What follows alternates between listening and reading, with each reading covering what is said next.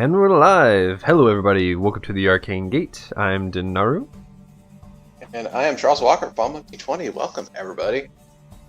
Oh, we are kicking off another exciting week. As last week, the party found themselves fighting for their lives yet again against the Crow, this mysterious hag-like being that seemed there their entire journey.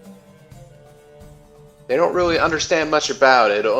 They really didn't get much answers from this encounter either, but they're slowly learning more about it as they go along.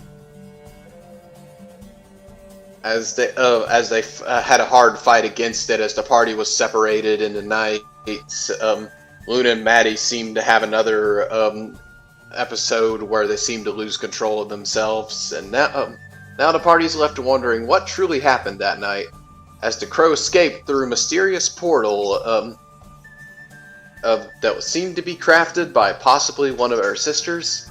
They currently have the remains of the portal that was that used the decapitated head as its source to go through. Now the party all reconvened, exhausted and going to sleep in the same room, all just laying there restlessly, some barely getting any sleep, wondering what the next day holds. And we come into a loud banging on the door, actually.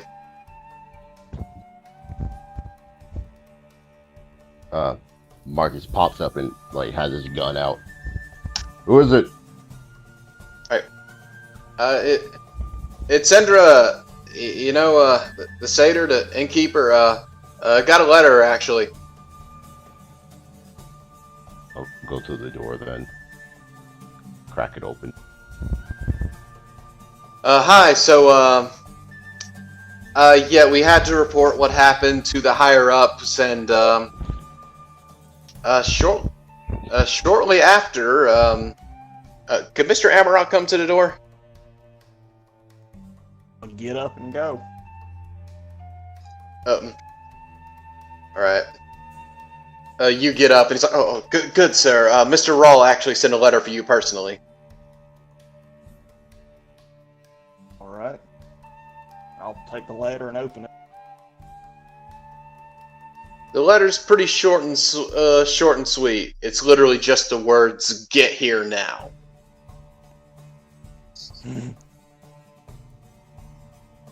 Alright. So, I guess we're expected. Indeed, sir. Inform him. Did Rawl mention me at all? No, he's a bit one-track minded. I see. Seems. I, Keep up the good work, though, and maybe he'll come visit. Oh, great. I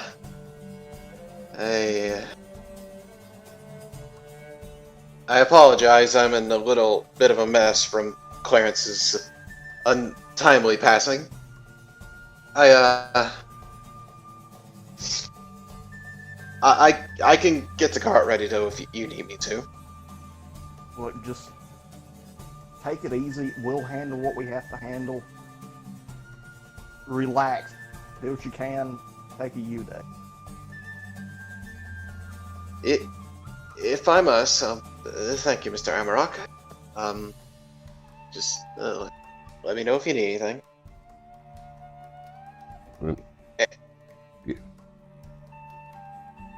Go ahead, Marcus. Yes, you're running a business, but you do need to take care of your own mental health first. I kind of have to stay here right now since incident like this happened in my own hotel. I may shut down for a few days after this, though. At the least, until then, you are still my guest, and it's my duty to look after you.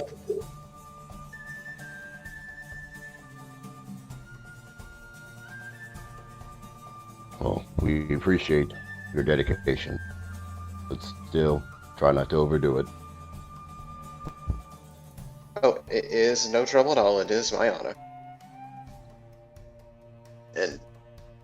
He gives a little bow, but you can tell he's pretty tore up right now and just looking completely exhausted. He walks through past some of the blood splatters in his hotel, just looking completely out of it.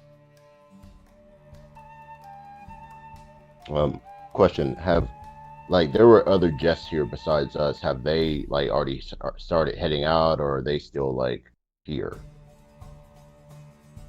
You didn't really notice any other guests after the incident happened. You were pretty zeroed in on just trying to investigate and figure out what was going on.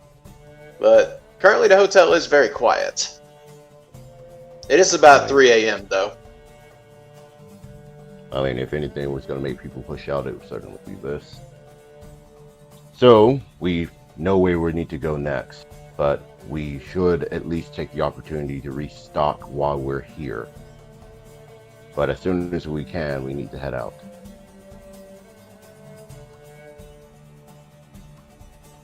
Also, this is an alchemist town. We could...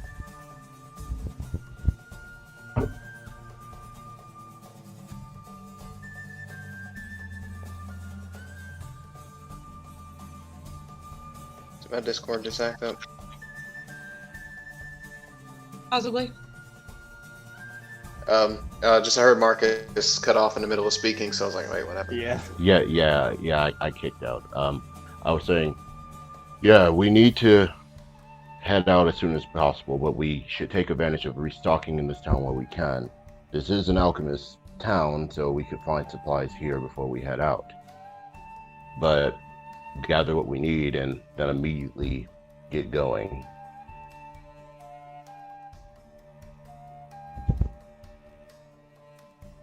At that point, Harper just kind of leans up, throws a pillow at you, and it's like, trying to sleep.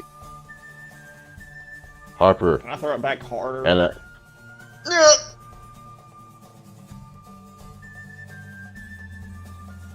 no sleeping in today, Harper. We have work ahead.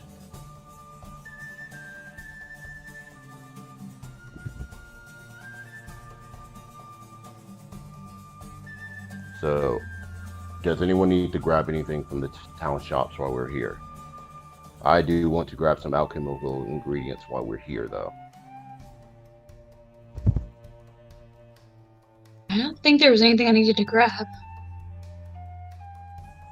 Can you make potions? Who, me? Yeah. I I remember you looked for moonflowers at one point, and I bought them all. think I was looking for basic ingredients for basic healing potions, I think. Yeah. Well, from what you told us about this town, they do specialize more in the healing potions, so if multiple of us can do this, I say that we invest in making as many as we can while we're here and then heading out. I can make them too, I just normally don't do it, but I can. I was taught the science behind it.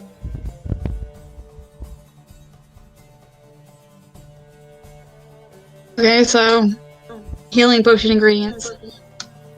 Healing potion ingredients. Gotta make sure we have as many as we can, especially considering that these creatures can just kind of show up whenever they want to, really. Yeah, that would be a good idea. None of us should be without one. Or two, if we can afford it.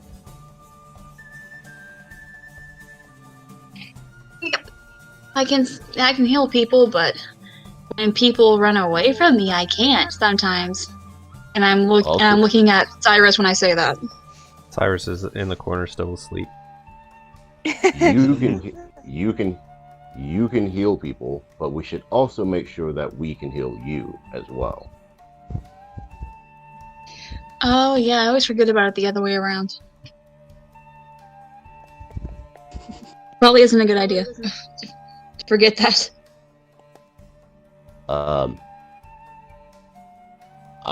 Since Cyrus and Harper are like still like doting off, like I cast Precipitation and I make like the sound of like multiple guitar strings breaking. Get up. You see Harper cringe, and he's like, "It's 3 a.m. and no shops are open." I just like open my eyes, like, he is right. I'm surprised that you are both sleeping so well considering what happened last night, but...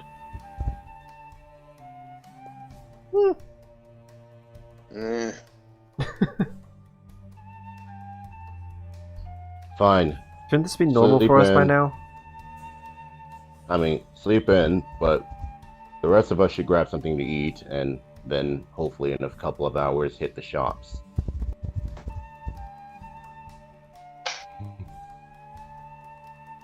Are they already making food this early? I mean, I'm not saying that we bother the person who's mourning, but take our trail rations, grab something to eat off of that, because, I mean, again, one of the people who currently runs this establishment is grieving. I'd rather not bother them unnecessarily. And see, I'd rather sleep, and therefore wouldn't have to be hungry, and then just kind of nibble as we, do our errands around town.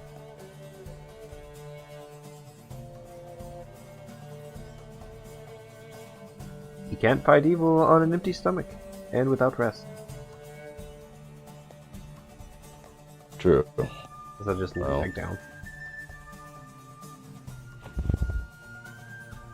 You hear Harper's already snoring again.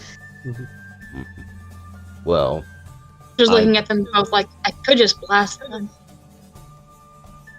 Well, I barely got any sleep. I got enough sleep. I kind of just need to occupy myself, so I'm gonna go for a walk while they sleep in. Maybe I'll walk around and do the shop too. Okay, I will say though, you only got enough sleep in to constitute for a short rest. Fair enough. Let me go ahead and burn. I mean, that's also what I was going for. Marcus did not sleep well considering what happened. And Luna's pretty much not sleeping. Maddie's knocked out. She's like, I almost died. I've had a rough day. I don't want to get up yet. She's like, I'm not waking up. Leave me alone.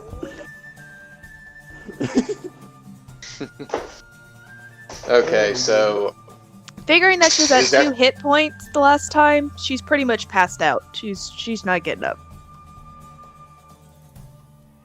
I didn't take any hits, so I'm pretty awake and very healed. I mean, I didn't get damaged in the fight. I burnt like 2 spells. But yeah, the spells are the biggest problem for me. And I just won't have them, I guess. What I want to do is, since they're going to sleep in for a bit, I just want to...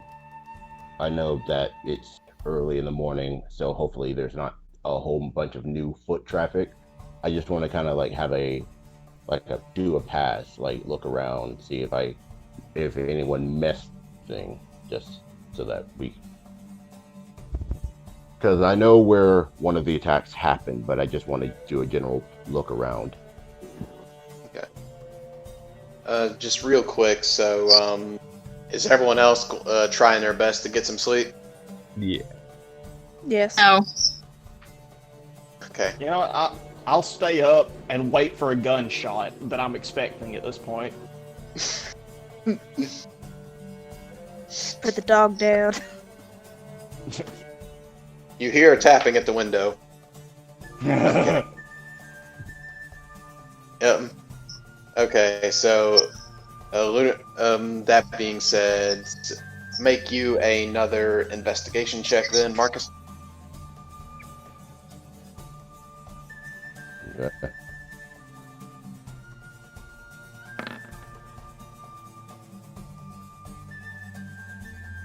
At this point, it's kind of gone to a light rain. You go out into the, you go outside, you put a hood up and stick your goggles on and do your best to walk around and try and get an assessment of everything. Streets are definitely more active with guard activity right now. They all seem pretty full of just people investigating, searching, doing their best to get an idea of what could have happened last night. There's a few that kind of look at you funny, but then one of the guards like, no, that's one of the guys. And they'll just leave you alone mostly. So far, you're not able to really find anything out of ordinary. It seems the town's been pretty combed over and nothing's really sticking out to you. And you walk for through this small little sleepy town for at least a good 3 hours, not able to find anything. Until you're kind of surprised when you see just big glares making it hard for you to see anymore. And you take off your goggles to realize the sun's already risen.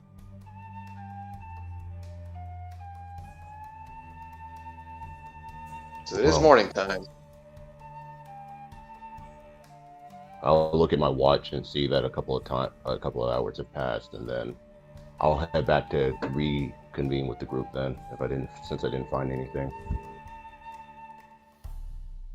So Harper, Cyrus, and Maddie, the three of you wake up with a long rest.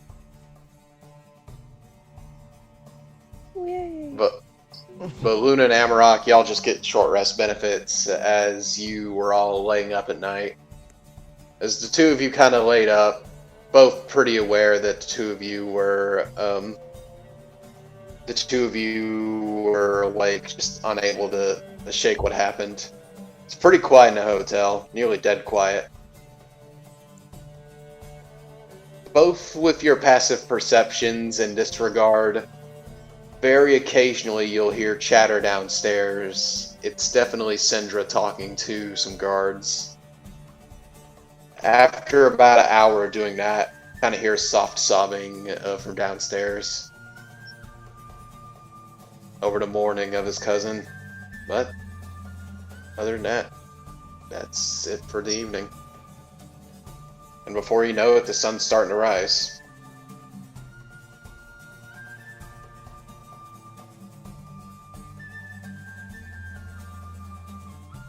As Marcus comes back into the room and sees Harper stretching, and just like, good morning, everybody. like, without even saying a word, like Marcus starts making coffee. I immediately go over to where Marcus is with where the coffee's at.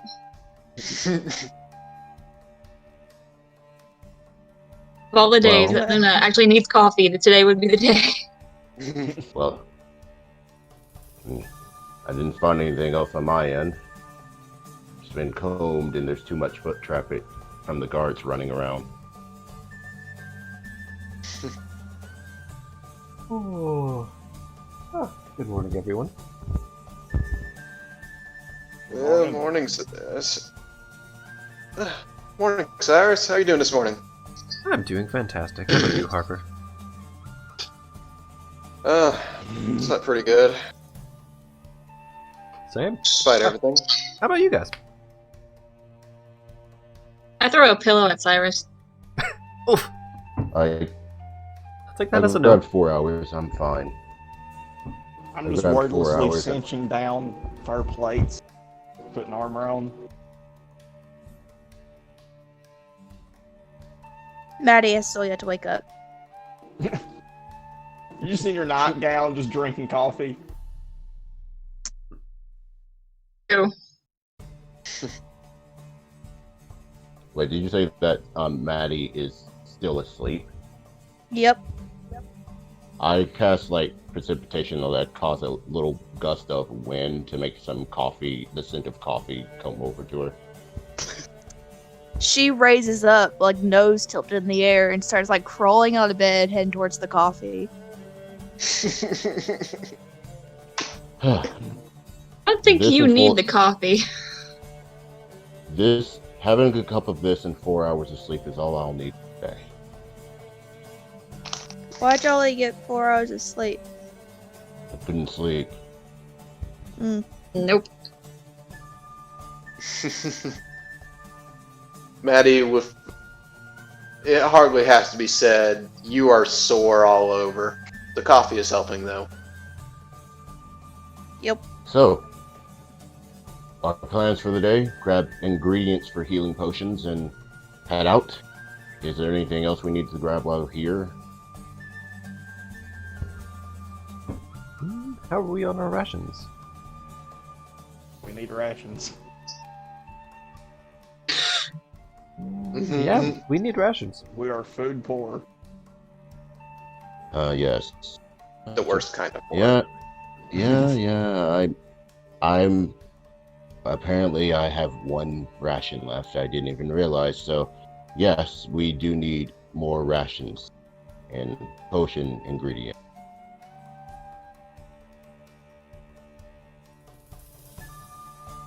Also, Emerald. So we gotta go shopping. Is there a smith in this town? I could actually offload some things that I've been carrying on me. DM, is there a smith in this town? No. Mhm.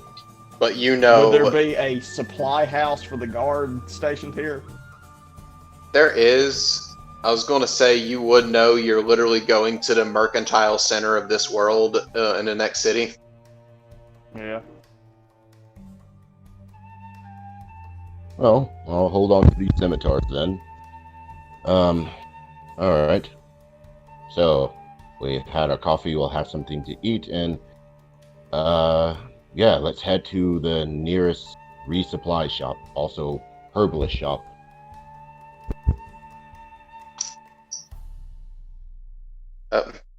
As all of you are going downstairs, pretty much living off of very little sleep and coffee, you get downstairs to the smell of food being cooked. You see, it isn't Syndra this time, though, a much younger satyr. Young teenager who looks a little in over his head. He looks pretty sleepy himself, but like he was just woken up and told he had to do this at the last moment. Question, does he look younger than the twins, like younger, or around their age?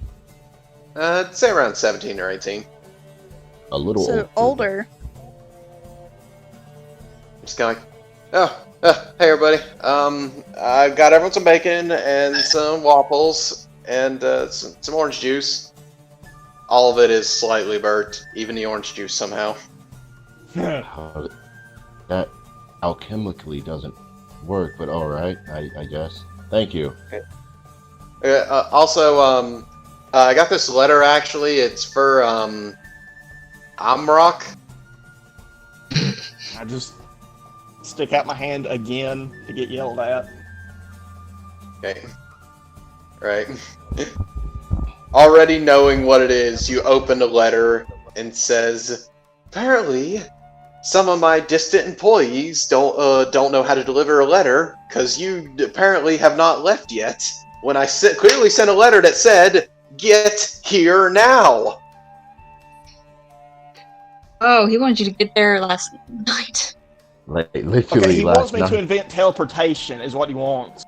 But he doesn't quite understand that I am still mortal and I don't possess these powers. Well, I think he just thinks that's an excuse at this point. God, the man's hard to work with. Well, even though your boss seems rather angry with you, we still need to resupply before even thinking about heading out. Because, like, how many days away from this town is that city?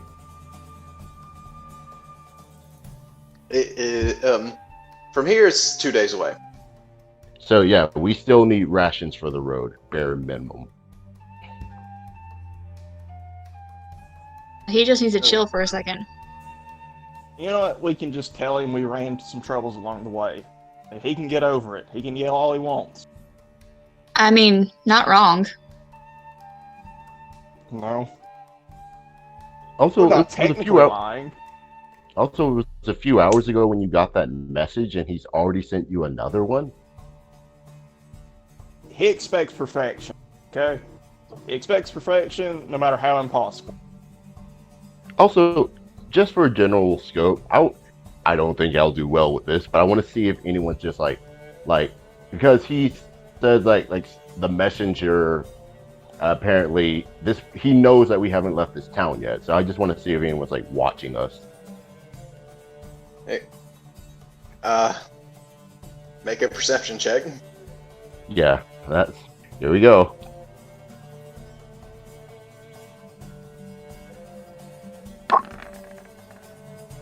Yep. All you see is the young satyr behind the counter. You see him, he's kind of behind in the kitchen, acting like he's cleaning the dishes, but he's really looking over to see if you're eating his food yet. Just kind of rubbing his hands together nervously, watching you. Seeing that, I'll grab a piece of bacon and eat it. You said it was slightly burnt, so he'll deal. You taste crunchiness. It's the best kind of bacon, though. It's just crunch. You know, hunger is the best spice, okay? Just shoveling food in your mouth. No, it still tastes like one of the best meals y'all have had after the evening you had. Well, orange juice ain't bad either. Cyrus is already like halfway done with his food. Yep. Harper was already eating some of Marcus's, and he's like, "Oh, sorry." You didn't look like you wanted it. Well, I did, and yeah. Well, I'm a few bacon slices down. Thank you for that, I guess. I didn't need Young the sir, protein. could we get some more food for the party of Mr. Amarok here?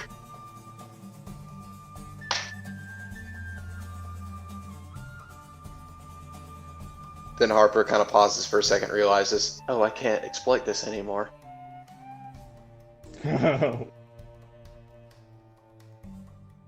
Oh. Hey, use it while you could. It was a just lovely lean over evening, and clap him hard on the back and just whisper, "You'll find some other coattails to ride." Yeah. It was a fun evening until the urban legend came to kill us.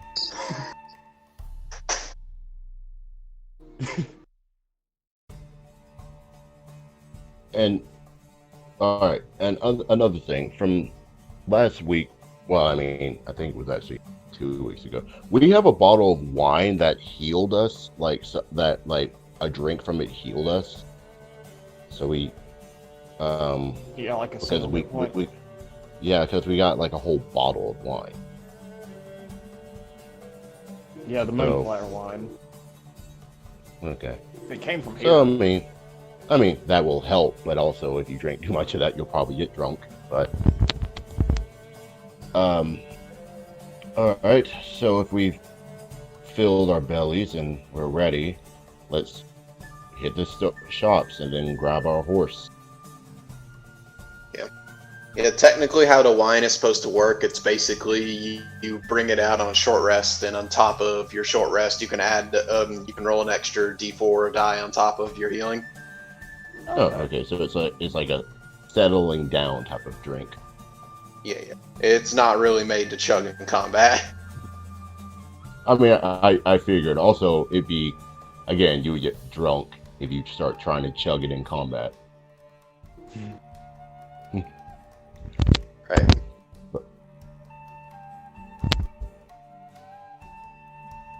So, let's just grab the simplest thing first. So let's get our rations then. As you say that, he's like, "Oh, we actually do sell rations here for people going out on the road. Y'all need some?" How many do you have?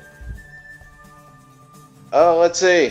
Let me check the stores real quick. Some people were bailing out here real quick last night for some reason. It appears we only have 2 rations left. We'll still need. We'll take them, but we still have to get more rations if you only have 2. All right, that'll be a gold then. For both of them. Yes, sir. Can I get the read if he's like trying to upcharge us? Make an insight check.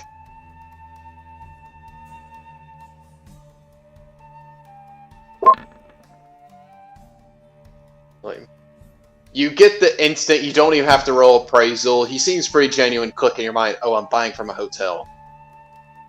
Yeah. Oh, great. Yeah, he charges us for the lobby fee. Actually, it'd be simpler just to buy it all in bulk. We'll just head to the general store and I'll, but thanks for the breakfast, and I'll flick a silver over to him. Oh, thank you, sir. Y'all have a lovely day. You too. You know, can I go back and actually buy those? Because we did kind of, bloodbath his whole establishment here. Yeah. He comes back in, you see him sitting down on a stool, and he kind of like hurries up. Yeah, what'd you need? Yeah, I'll go ahead and take those just in case we need more. Oh, yeah, sure. And he hands you the 2 rations and takes a gold. Thank you, sir. You have a lovely day, Mr. Amrock. Thank you.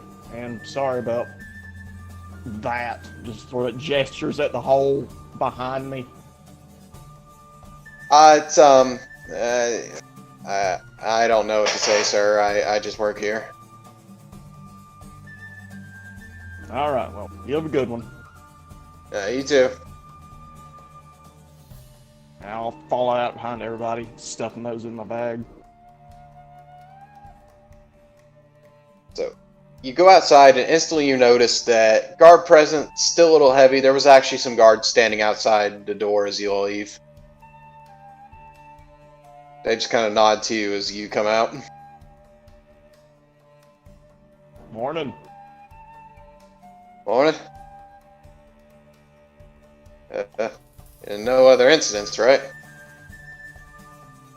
Not on our Yes, there was end. actually How a about- dragon that showed up in there. It's crazy. I'm surprised y'all missed the whole thing. You don't know you have to roll insight. They just look dead tired, and also that they've lost some comrades recently. And they're like, that's real funny. It wasn't meant to. Gonna walk on.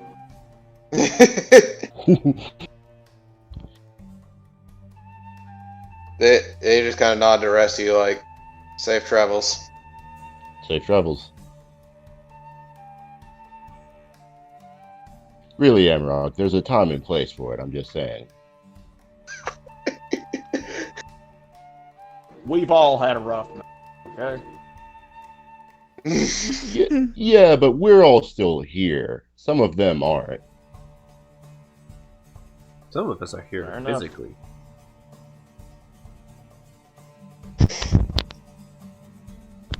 Harper's like, oh, I disassociated a long time ago. Well, that's not healthy. What? I said, well, that's not healthy. Nah, yeah, he was joking. Oh. I thought you meant my mic wasn't working. The That was sarcasm was too unfortunate. good. Yeah. Right. You all asking around a little bit. You do find out there's Gal's General, a little small general store in town. And as you go in, you notice he himself also had a lot of business that night. That morning it seems. It's like, well, hello there, fellas. How y'all doing? As this older halfling gentleman kind of comes to you wearing a pretty dusty apron. Morning. How are you doing today? Good, good. And he's just kind of sitting there wiping the sweat off his brow. He's kind of got little decently receding hairline, dusty gray hair, just overall looking tired. But he has a warm smile and he's like, "Oh, I'm good. Can I help you, fine folk?" You seem like you've had a busy day so far, but would it be a stretch to say if you had any rations left on you? Oh, I do actually. Let me. And he pulls a little notepad out of his apron and flips through real quick. It appears in stock. I still have 10 rations left. Perfect. Everyone stock up. Since we're potentially going to be in another town, I'm only going to buy 2. Since I already have 1 on me. I still have 4, so you guys go ahead.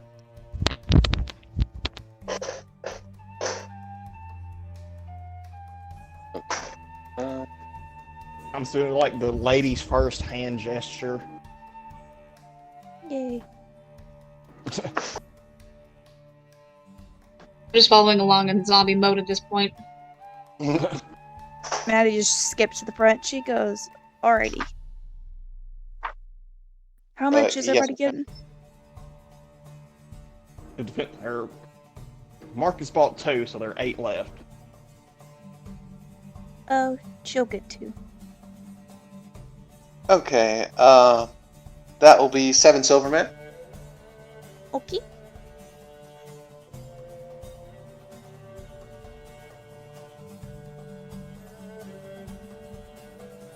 All right. Just say Ditto. All right. No 7 silver. What about you, sir? I'll take the rest. Oh, okay. All that total. That will just be 2 gold. 2 gold. Alright. I pay the man. All right. Thank you, fine folk. I hope you have a safe travel. And how many did I actually get now? 6 of them. 6.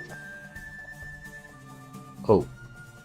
And I just thought I'd ask him, do you have like miscellaneous things like for example, would you have something like cow traps or something like that? I do actually. Yeah. And You never know. I mean, things can get crazy out there. Yeah, I got a bag of 20 for 1 gold. and ball bearings. Do you have anything like that? Well, ball bearings, yes. I got a bag of 1,000 for 1 gold. Alrighty then. I will take both of those things.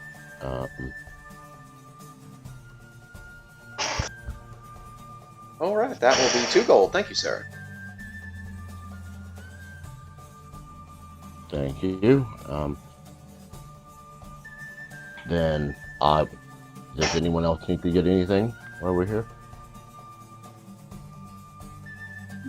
The only thing I'm lacking is Not that I can think health of. potions, but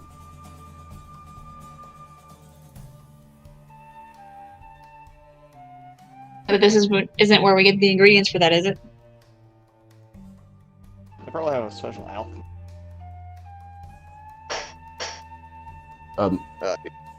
Do you ask him?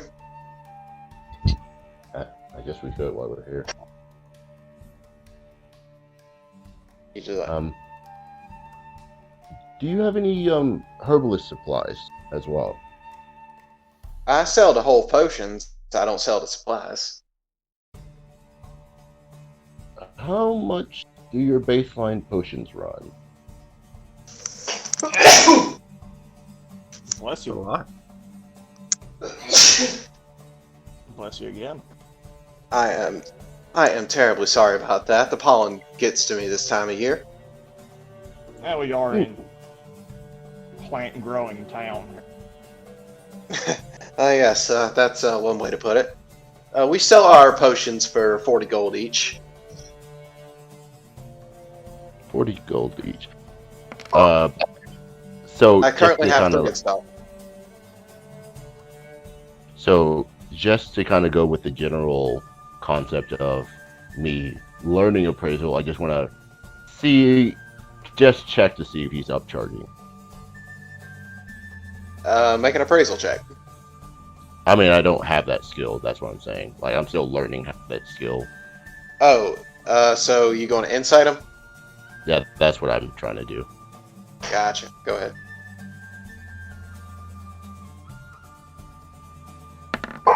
Why did it roll a d4? Oh, wait, okay. 17 though. Okay. It's like, you know he's being genuine. Like, these seem to be a pretty fair price, actually. All right. Well, I have one on me. Everyone, make sure that you have at least, for those who can, we have 3. Make sure that you have at least 1.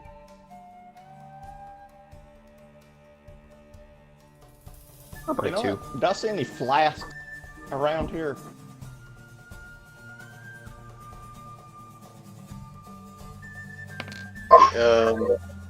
You see 2 of them. Alright, I'll just buy the 2 empty flasks.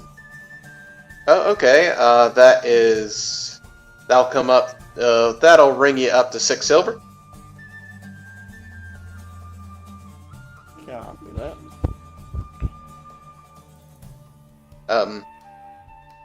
And do any of y'all like to take the potions? I'd like to grab 2. Alrighty, that'll be 80 gold. Okay. I'll grab 1 and then I'll hand it to Maddie. Oh. But I'll buy it. Oh, thank you. You're welcome. You've helped me enough times already, so might as well do what I can. We almost both got eaten. Mm-hmm.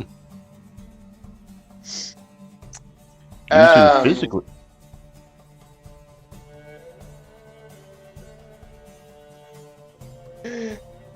Well, y'all have a safe journey then. Don't get eaten. Yes, and you as well, our friend. You'd be surprised how often it happens. As Maddie just turns and walks away. Marcus does the same.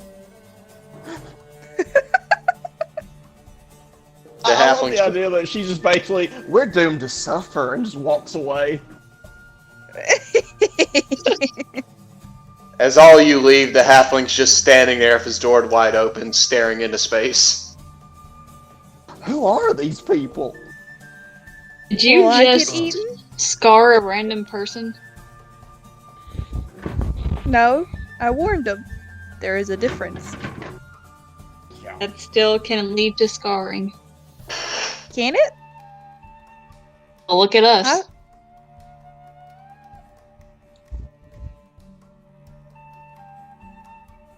Hmm. It rendered Maddie silent.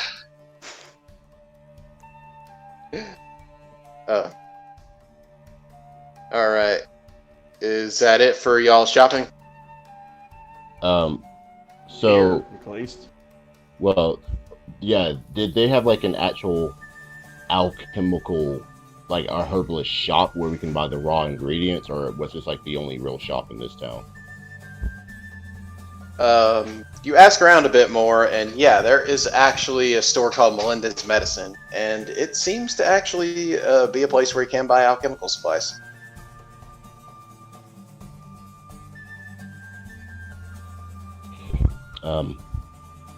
Well then, yeah, let's go in there, see what they have in stock. Remember, focus mainly on healing potions, but if you have your own little side projects, I can make 3 things, okay? My option.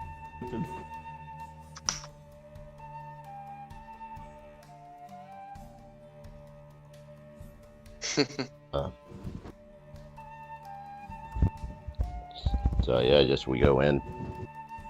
Okay. As you all go into that little area, you go inside a small little shop, a lot less populated, but a nice little herb shop at the edge of town. And Amarok, you go in and you recognize this place got a lot of stuff to it. Like, this is an actual pretty nice shop. And she looks to you like, "Oh, wonderful! How are you? Good to have customers. How are y'all doing today?" It's been an eventful couple of days. We're just restocking. Well, has it? I'm sorry to hear that. Don't be. If it's not eventful, you're not living. That is true, I guess. How can I help you, fine folk?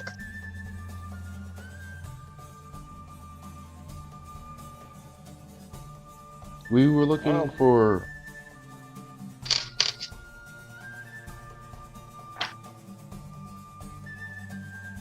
We were looking for healing herbs to make potions. Oh, I have plenty of that. For what kinds of potions? Your baseline. I see, okay. Well, I got plenty of bushels of that if you do need to make some. Actually, I'll need a step higher if you got it available. I'll need a grater. Oh, do you? I see.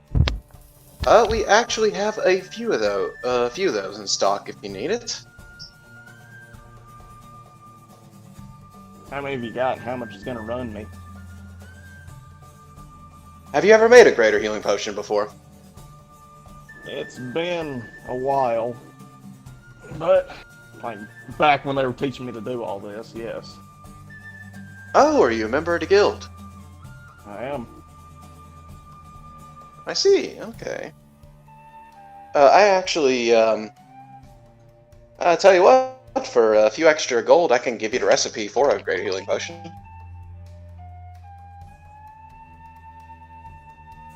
I actually know how to make a grater. I apologize, I was not trying to insult you.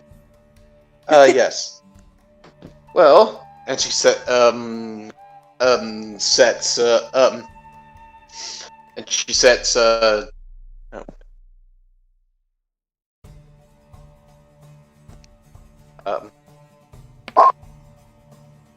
she sets three pots on the counter.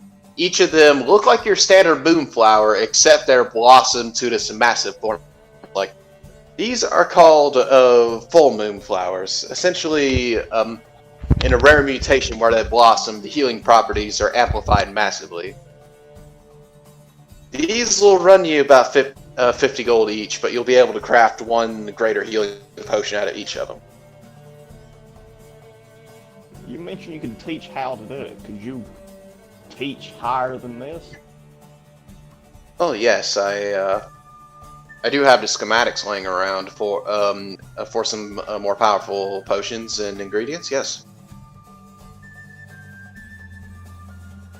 And how much would that run? To go a step beyond this. Well, what direction you want to step in? Because I have this. It's a superior.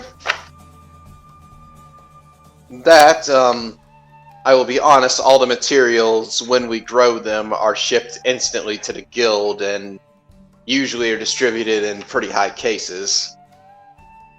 That's But I'll have to talk with Rawl when we get in.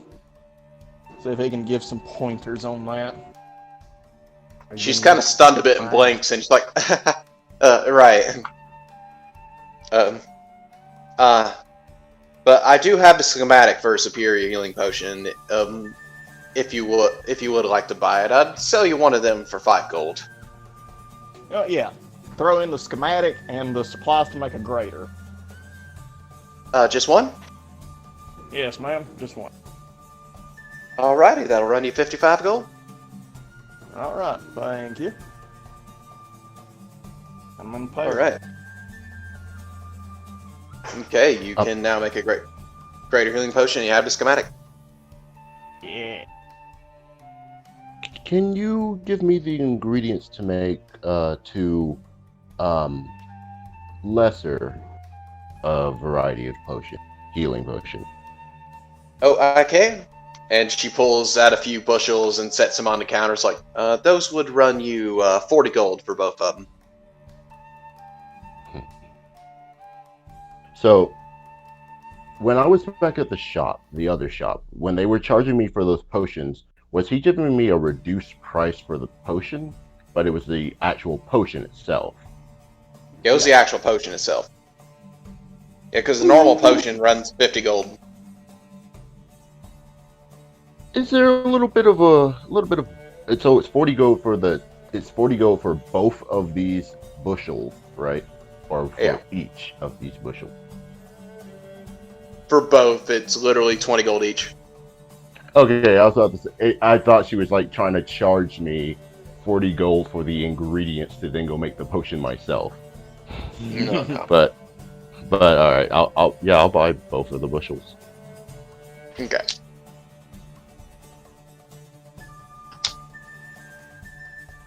Also, question, do you happen to have some glass jars that are willing to that you're willing to sell?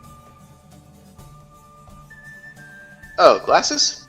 Like glass vials? Yeah, something like vials, but maybe a little something slightly bigger.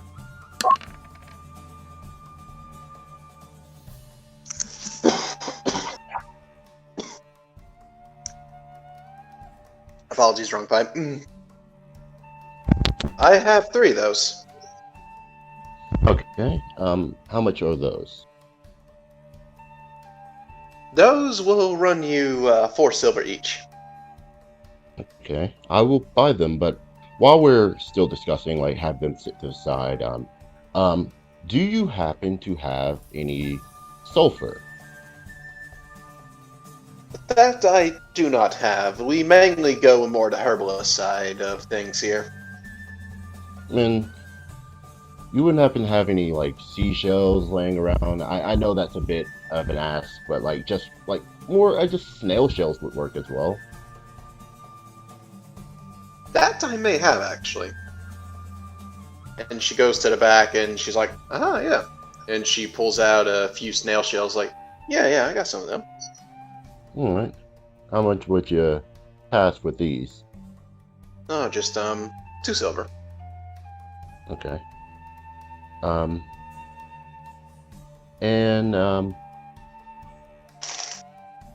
So yeah, I'll buy these.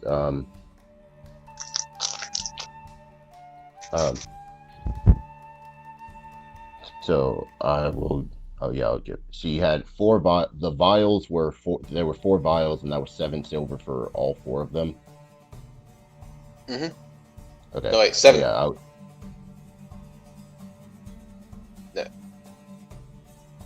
The vials I meant to say were 4 silver each. Yeah. Then I'll give her the silver. Okay. All right. She counts up everything. She's like, all right, thank you all. Is there anything else I could do for you?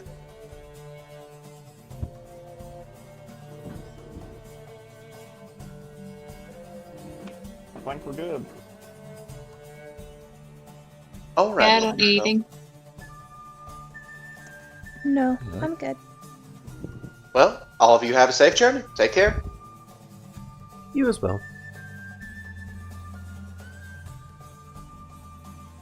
So, is that the end of y'all's little shopping session?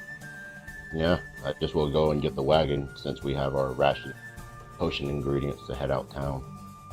All right. Okay. So you start heading back to the inn, and you see your horse and buggies already set up, and you actually see the half-orc captain standing outside, like, with it, and she looks to y'all, and she just looks exhausted. And and as all y'all get there, she looks to you in particular, Amarok, and says, "Good luck." Thank you. We are gonna need. Yeah. Hopefully, whatever trouble this was, it shouldn't be a problem. I was more worried about when you run into Rawl, actually. He's pretty insistent on y'all getting there as soon as possible. Just giant hand on face, drags her down, just that tired, just, yeah, I'm aware. Alrighty, y'all be safe, and, you get a hold of that creature that did this, make sure you give her a good thrashing for me. You know what? I'll send the head back to you. I'll be looking forward to it. Oh, but because you've been doing such good work, you also seem rather exhausted. I'll pull out my kettle and I'll use precipitation to heat up a cup, and I'll pour her a cup of coffee, and then give that to her. She stares at it and just drinks it straight. It's pretty. Not even waiting on it to cool down. Just. Thank you, Marcus. Welcome. You'll be able to stay up longer that way. Help you get through the day. I'm aware that's one of the best things about working for the Alchemist Guild. That and the dental plan's actually pretty nice. Yeah, they have solid dental plans. I'll give them that. Particularly the research wards, they've always had the best medical plans.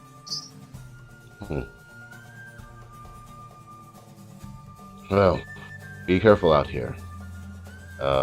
Also, if you have a way of maybe giving us a message to let us know how it's going on your end, we'd appreciate it.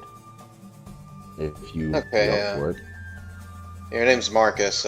What's your last name? Lock. Lock, okay. And she pulls out a piece of paper and writes it down. I'll send you a letter to your messenger guild box if needed. Thank you. No trouble at all. Y'all take care.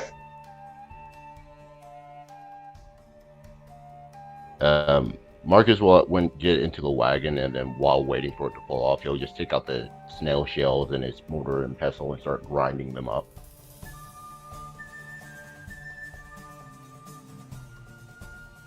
And as y'all set out onto the new day, the town's kind of solemn as you leave. You notice most of the travelers that seem to have gone through have already left. Or have all just seem to be locked up inside. It's pretty solemn air in the town right now. As a little urban legend had attacked the town. So people are a little bit on edge, needless to say. As you get out of town, in particular, Harper is trying to keep the mood light the best of he can. He keeps playing his songs as the journey goes on. And with that, pretty uneventful day, actually. As the nightfall starts to pass, what we all do, we all camp bed down and camp for the night. Yeah. Yeah. Yeah, let's set up a camp. I've come to realize that I'm no real good on watch, so I will set up a perimeter, but then I will probably just go to sleep. I haven't slept really at all that much. Alrighty. So I'll go out, start setting up alarms. Well, once we find a place to set up camp, I'll go out and start setting up a radius of an alarm. And because I'm going to sleep, I will also cast snare and have it on set at one of the ends. Okay. And then I'm not gonna take watch. I'm just gonna sleep because I've been up for all day, and then I'll say that I can take. I'll take a shift of watching, but I need to go to sleep first. I can take a shift since I sat up a lot sleep. I'll take a shift as well. I can take first shift if anybody doesn't want it. You're actually taking a shift? Unless Harper wants to do it. You see Harper literally, he's just instantly in a nightgown, and he's like, huh? Come on, Harper, why don't you stay up with me for a little bit? Well, Cyrus, I Well, you mean we're watch? just passing them around, aren't we? And also, it's not wise to be You in a make it nightgown sound so whenever. scandalous. It's not wise to be in a nightgown whenever we're camping out. Never know whenever you're attacked, and you have no protection. Though uncomfortable, you should definitely sleep in your armor, not a nightgown, when you're on the road. Harper's like, God, I hate. I guess it's warranted though. And he kind of closes his cloak and opens it back up, and he's back in his armor.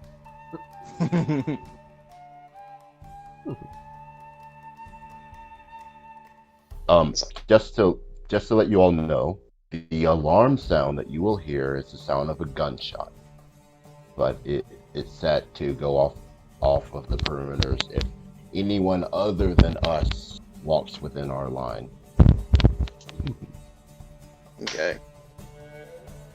Also, would it be smart for us to not have the fire going until we are alerted? Marcus, Well, would you be able to start the fire quickly if we needed to? Easily. I could easily do that. Well, So, having the fire down would also be good. Cover us from light from the road. and that way, whenever we're Also- attacked, Amrock can at least see. Also, DM, is this like, what type of weather are we dealing with? Is it like warm? Is it cold? It's kind of getting toward fall weather right now. It was toward the end of summer when you started your journey. Well, everyone bundle up super tight. We don't need a fire going just yet, but just bundle up, stay as warm as you can, and then if things kick off, I can start up a fire real quick.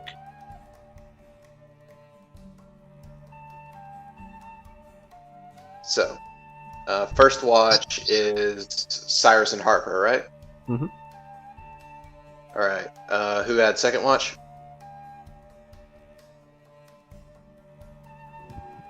I'll go second. Then, who had third? It was Maddie. Okay. Me. Did you have last, Luna? Yep. Alrighty. Once shifts are established, Luna passes out.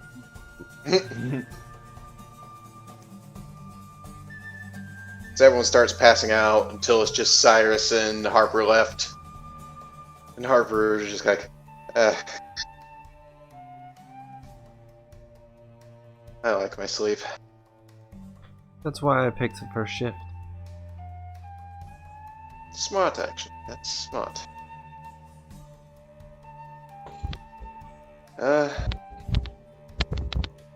You found yourself quite an interesting bunch here, Cyrus. Yeah, I did. Well, almost like they found me.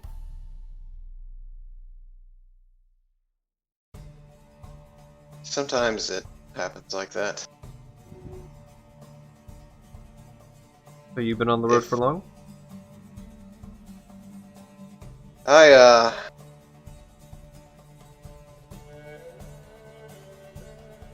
I've been away from home for a long time, yes.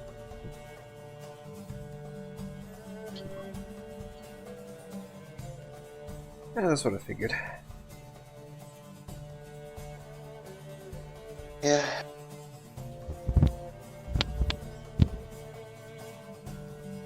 What about you? Been away from home for far too long, actually.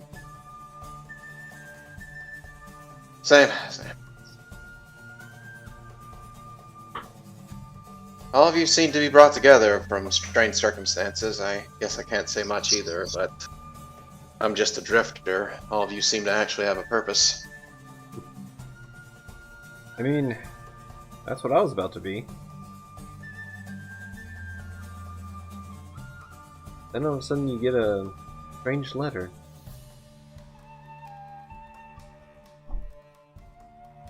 Kind of strange how all this happened.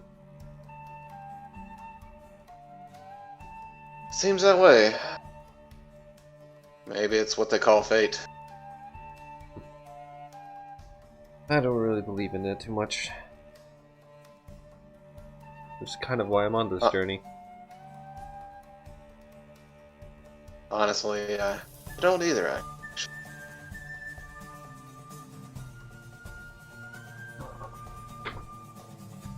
I believe if all of this was intended to happen,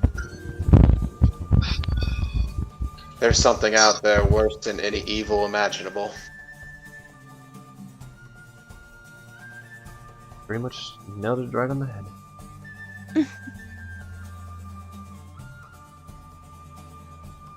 He kind of nods very solemnly, and Harper's kind of had a distant look in his eyes the entire time he's had this conversation. Mm-hmm. Pretty much, Cyrus is kind of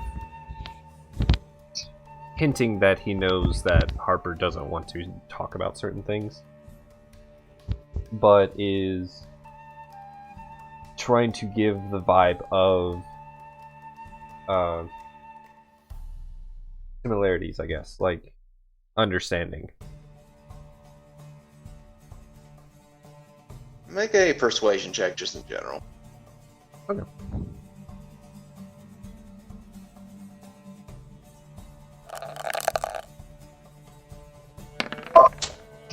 Plus 7, so 14. 14.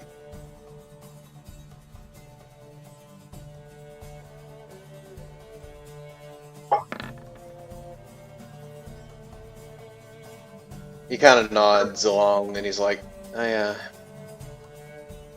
get what we're like in some ways, and honestly, for your sake, I hope you're not too much like me.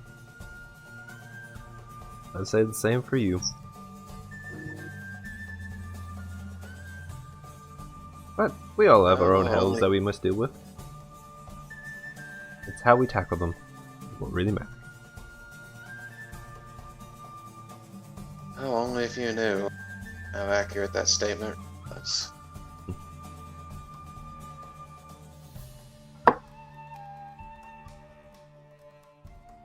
Cyrus, I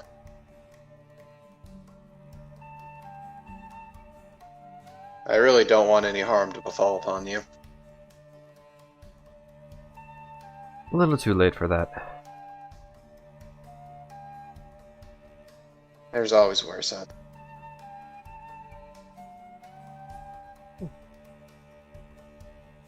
So I say, every day we go on this perilous journey.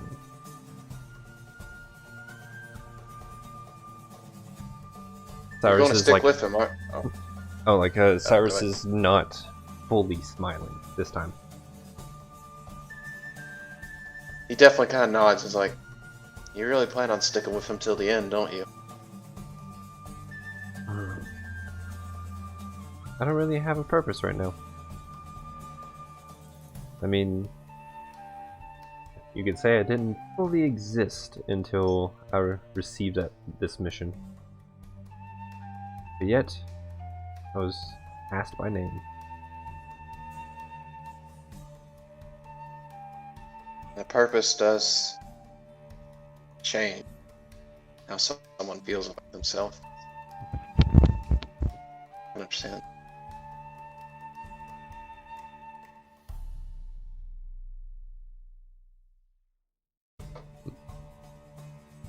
Cyrus, you don't understand how dangerous this journey's going.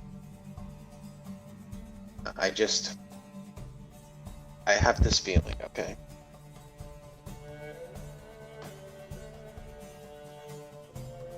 Oh. There's some... Like I said, we don't believe in fate, but there's forces in this world that seem to all be tied up around you. It's something wrong.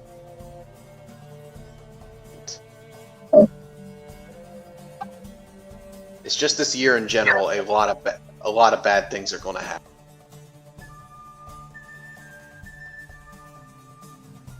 Sounds like you know more about our situation than we think you do. This is all in a feeling.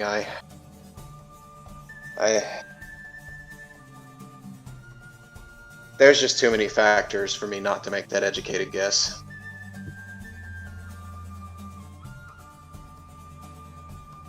Well, then I guess our purpose is to prevent as much damage as we can. Not everyone deserves to go through hell. No.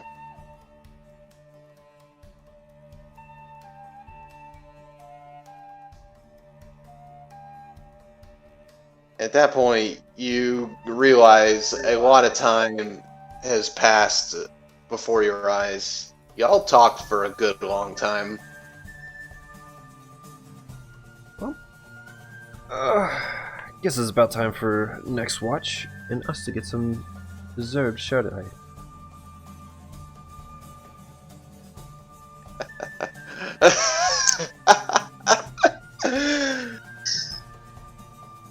You're hilarious, Iris. Well, thank you. You're The rest of the party doesn't get my sense of humor. As like his normal smile pops back up. He smiles as well, and for a second you kind of realize there's understanding. He's like, yeah, some of the best humor's formed that way.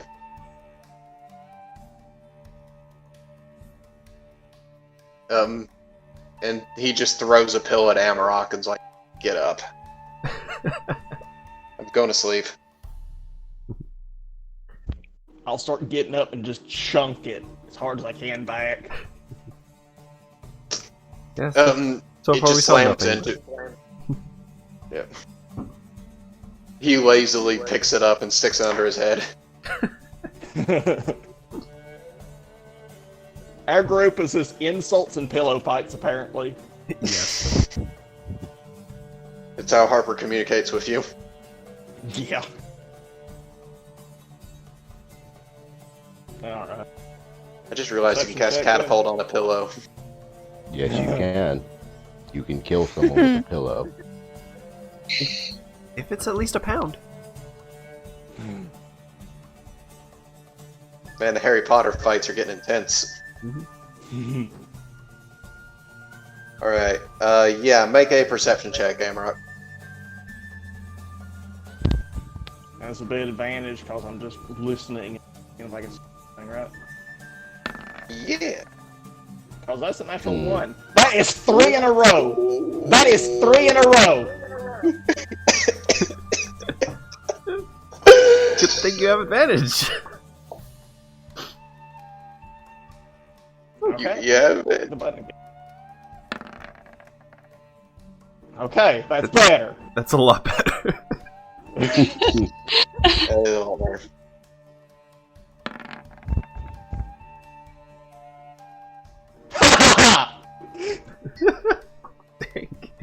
What's with the ones? Wow! What a night! You have been getting a lot of ones on things. Yeah. We don't know what they are, but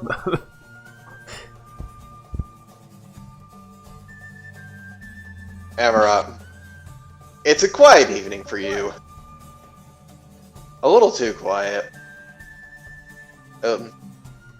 You vaguely, with your perception, heard that Amarok and Cyrus and Harper had a decent chat on theirs. They were laughing and sharing stuff, but you, just another evening. It's weird, though. You hear kind of groaning coming from Marcus. He doesn't normally make much noise when he sleeps. So you kind of shrug it off, but then you hear rustling around. And you kind of glance back at him.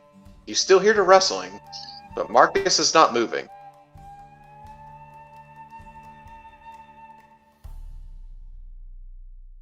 I don't know how to handle this.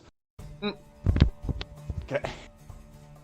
Hey, just have precaution, because all of the magic BS that's happened around me, I'm just going to wake up who's ever closest to me, where we can both look at this.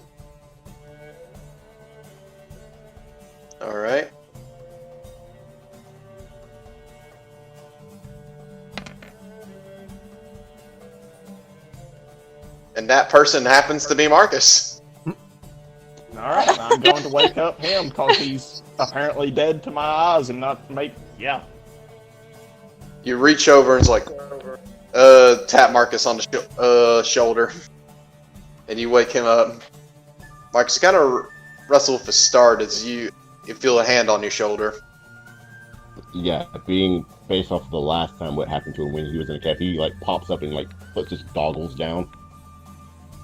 You look over, and instantly you see writhing around you. You think it's a snake, but then you look closer, and you see the snake seems to be coming out of your bag, but it's completely green and brown. It doesn't have any pattern of a snake you've seen.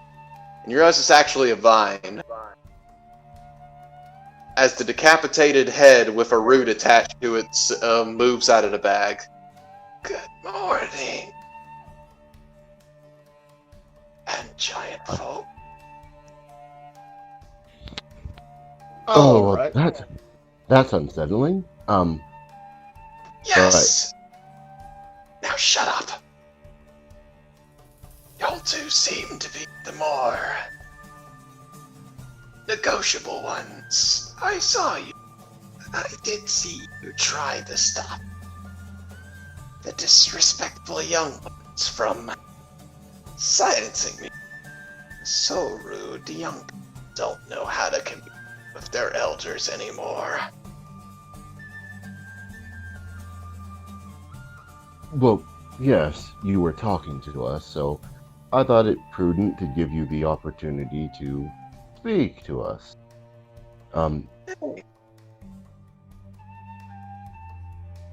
you seem like you had something important to say before you got cut off? Figuratively and very literally. It's very important, especially for all of you. I have a proposition.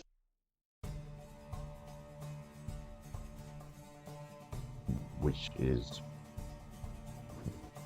You see the head now, like, is fully rooted into the ground. And you see it's like you saw briefly, where the head, decapitated head, it seems to all be puppeted by these roots that are moving the mouth up and down like a puppet. The voice seems to be coming from the head. It's like, I'll just for my own sake, Marcus will be listening, but he'll like slide his hand into his jacket, and so where they can't see, and kind of just rest his hand on his gun. But so you have a proposition for us then? make a sleight of hand check.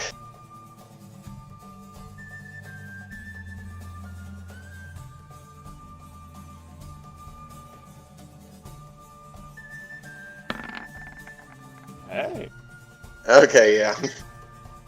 Like, the proposition is, you make me very angry. Like, I have had this for years, generations even. Getting ready for this to all come to fruition. And disrespectful children that we waited for so long just decided to silence me. Is that any way to greet a stranger? No. So... Yo, DM, Yeah? you describe this as the vines are all around Marcus, right? Like he's literally encircled by vines? He is not encircled by him, no. Okay. Okay. Just making sure on this. Continue. Okay. And he's like, I simply want us to come and find the truth about them. Like, meet them. See them with my own eyes. See how cute, young, and powerful they've become. And in return, the four of you get to keep your lives. Yeah, Yes. with that, that's a no. So I'm just gonna reach up, just hand or thumb in eye socket, hand around the skull, and just crush. Whoa, hold up. I'll try to. You ain't I'll stopping try. us. I'll try to stop him. Here we. I'll try to stop him. All right. Give Is me Emerald 1 gonna pull second. Luna? Is it another? We going dex check? speed, or am I going just overpowering here? As you go to move, Amrock, I actually need you to make a dexterity save. Oh, a save. That's great. I like those. Those are good. Yeah. That's solid. But you have advantage on dex saves? I don't know why it done that. It should not, no. It's just supposed to be the first one. This is supposed to be the first one? Okay. Because I have no idea why it rolled 2. The first one, a vine the size of a small tree grasped out for you, quickly jump back from it away. And as you get a good look at your surroundings, in the dim light, well, Amarok, you can barely see anything, but Yeah. but you hear this writhing around coming around you. The writhing seems to be coming from everywhere. And Marcus, you get a look as you see this action happen. There is vines growing everywhere. You keep getting closer and closer to my domain and think you have authority here. You stupid children. Fine. I'll let Amelia do whatever she wants with you. Okay. So we do this. And at that point, you grab onto the head, and you hear cawing in the distance. First 1, then 2. Then you hear crows cawing constantly in the distance. Can I shoot up in the air real quick, since I did set my alarm to be a gunshot going off, and I'll just actually shoot. You do, and quickly everyone kind of rises up to hear this. As they look into the moonlight, they see black specks crossing it. As they see crows are covering the night sky. We have to move. Quickly, and all of them are diving down towards you, but they don't dive at you. They all hit the ground around you, burying themselves into it. And as they do, there's this writhing, contorting, and snapping noises. And of each crow that lands,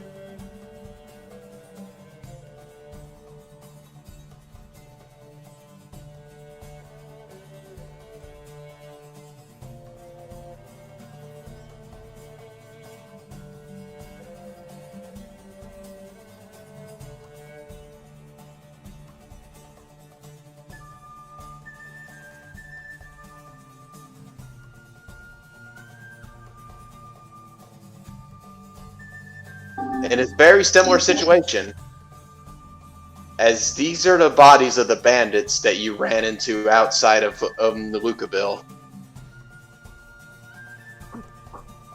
As all of you wake up to hearing Marcus yelling, "We gotta move."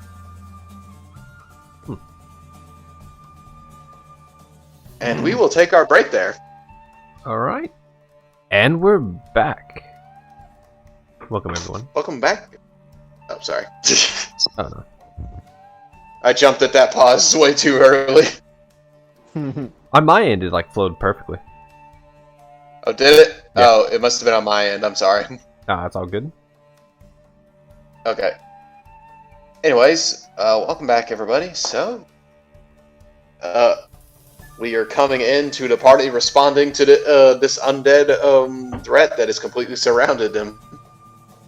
As everyone's looking around and assessing the scene, y'all notice that the vines and the grass in the area have all seemed to grow very quickly in the last few hours ever since y'all fallen asleep. and some of it actually seems to be worming its way to you. As some of you come awake to see all these zombies surrounding you, crows cawing everywhere. Amarok is currently crushing the skull in his hand. Get to the wagon. Harper's like, "Oh, don't gotta tell me twice!" And I am echoing someone pretty hard. That would be Marcus. Test, test, test. Yeah, we're good. Just it. Okay, we're good. So, Harper. We were good.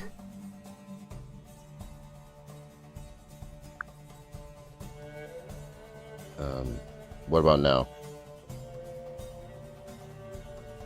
Okay. Say full Okay. sentence. Nope. I still hear it. What about now? Okay, testing. Okay, we're good. Still low. Yeah. Yeah, I still heard it. I don't know if that was you that time, though. It sounded...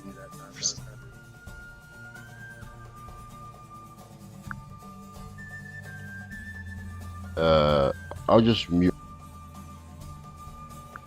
I'll mute myself when I'm not talking, just to see if it. You ever try push to talk? It's pretty handy. I'll give it a try. Just continue. I'll deal with that on my. Okay. Sorry about that. Alright. Harper's gonna look around and say, "Well, crap." And he is going to charge up here and he's going to get here and is going to quickly saddle up the horse and get on the cart. It's kind of yelling to everyone, "Get in the cart!" And he will use his action to do that, but he will use his bonus action to give inspiration to Maddie, actually. Yay. He's like, Maddie, use what you do best, do the angel thing and kill the undead, woo. Alright. Sure? I thought Yeah. we were running. Oh, we are, may have to clear some out of the way. Cyrus, it's your turn. Alright, I'm actually going to use my action. Well, actually, let's see, how far away? 5, 10, 15, 20, 20. Oh yeah, I can get in the cart. I'm going to use my action to do Chilling Touch on this one. Okay. Let's roll for attack.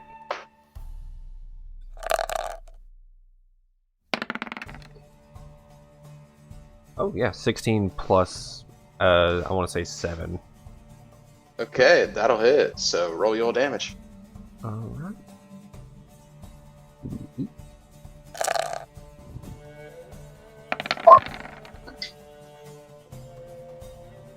9, and it has disadvantage on attack rolls against me until the end of my next turn. Okay. And I'm going to use my bonus action to, as I'm running past, tap Luna on the shoulders like, "I believe in you!" Liar. Give her inspiration. Okay. 5, 10, 15, 20, 30. I'm going to like jump at the cart. Okay. That sounds good. So, that being the end of your turn, Cyrus, it is now the zombies' turns. We are going to slowly trug across the field.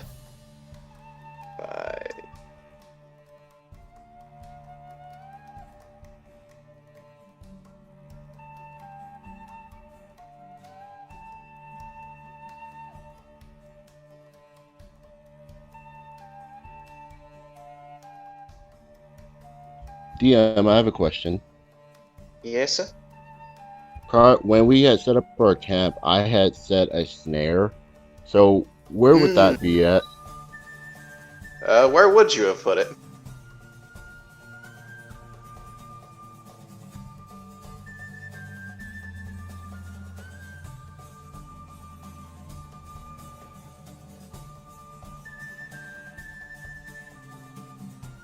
Marcus, where would you have put it? It would have been like right around next to me because I was sleeping. So it would have been like right here, around here. Okay, what save do I need to make? Let me check.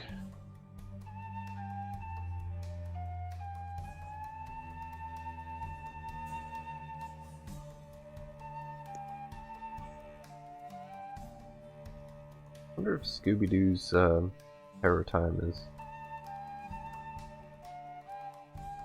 Dex. Yeah, it's a deck save. He got it to before I did, but it's a deck save. Okay. So, base deck save. 3. Go. Alright, so what happens there?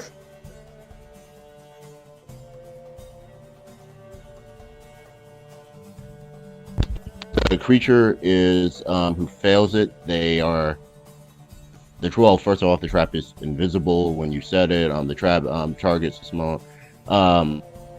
They are held upside down 3 feet in the air off the ground, just suspended and they're restrained until the spell ends. Okay.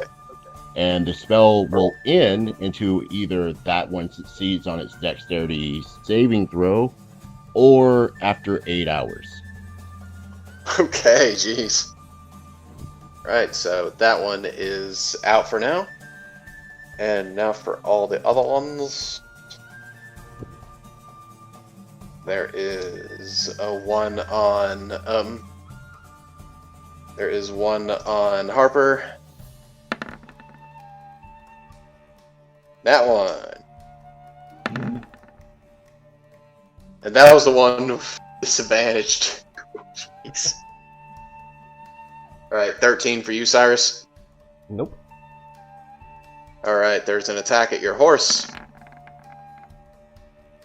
You know, 19. Can I blood curse the eyeless on that one? You can. Okay, that's a D6. -5. Okay. That's a good one. Nice. Yeah, that's a good one. Let us see how healthy your horse is. 10 AC, 19 hit points. So that will hit the horse, Yep. fortunately. But 19 hit points, that is good. Alright, so that will be 6 damage to the horse.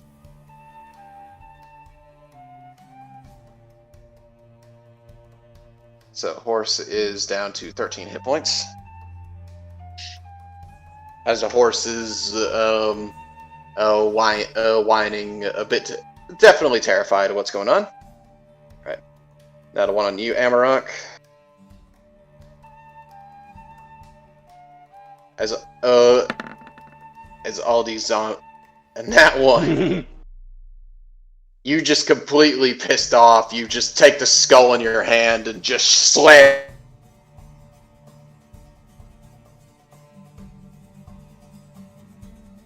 Hello?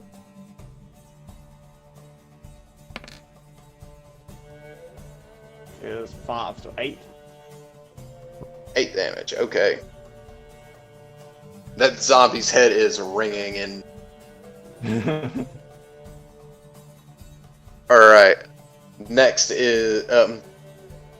next the one on... Maddie. 15 definitely going to hit Maddie. There's 2 on Marcus. Another nat 1. And a non-natural 20. I was shielded on that one. The one at the 20. Alright. So you shield one off, and with you had your gun ready, you just quickly spin around and fire point blank at the one that rolled a nat 1. So go ahead and roll to hit that one. I mean, go ahead and roll your damage on that one. Okay. Hold on a sec. That's a lot of. Yeah, there's been a lot of ones tonight, both on both sides. It does 6 points of piercing damage. All right. So you point blank fire, and it takes a decent, shoots a decent chunk out of it, but it's still standing. It takes 7. It's my magical gun, so it takes 7. Oh. All right. Another 2 on Luna. That is a 14 and a 5 to hit. The 14 does. Alrighty. Wait. Yeah, it's the if it meets, it hits. Yeah, if it meets, it hits. Okay, yeah, then the 14 does. Alright, dealing 4 damage to you. Alright. Okie That is the end of the zombie's turn. Amarok. As you're holding this skull in your hand, it's laughing just maniacally. Oh, she's brought him already. There's so many more where that come from. So many bodies. So many that have fallen on this area. Oh, and they're all coming for you. I'm just shocked this thing's still speaking. But yeah, I'm gonna burn bonus action and go ahead and transform. Just monster fighting monsters here. And Okay. I did not do any of this beforehand. Having to hurriedly do this.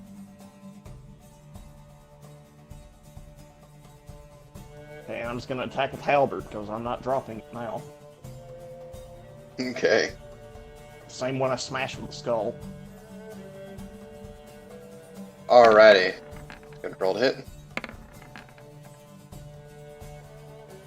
20 to hit. Alright, and with that,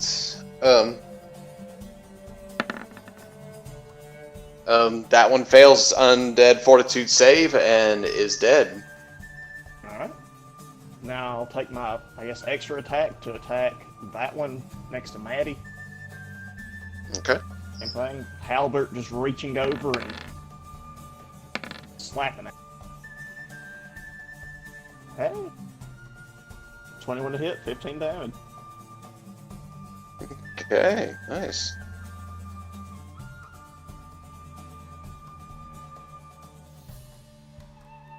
And that one as well.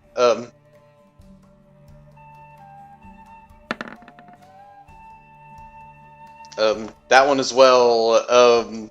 You cut down pretty easily.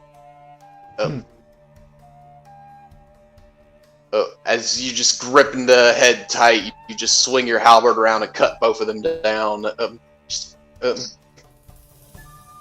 That is 2 down so far. They seem a little less hardy than some of the ones you fought in the past. They're a little more ripe. We hadn't seen these guys in a little bit longer. Could be it. Yeah, that was my bonus action and everything else. Alrighty. And so, is that going to be the end of your turn? Yes, sir. Alrighty. At the end of your turn, Luna, it's your turn. Cool. I cast my channel divinity and turn undead. Okay. What is the radius on that? It is within 30 feet, and they must make a wisdom saving throw. Oh boy.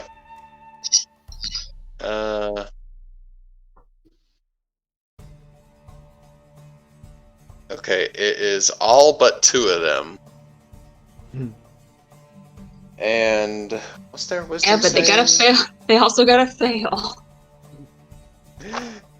Well, hang on. Let's see how wise these zombies are. You never know. Well, you're supposed to know. Let's check these zombies. I mean,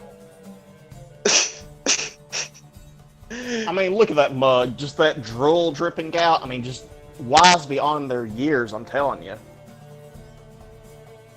Alright. Those are First orc one next to zombies. Marcus. 12. 12. 4.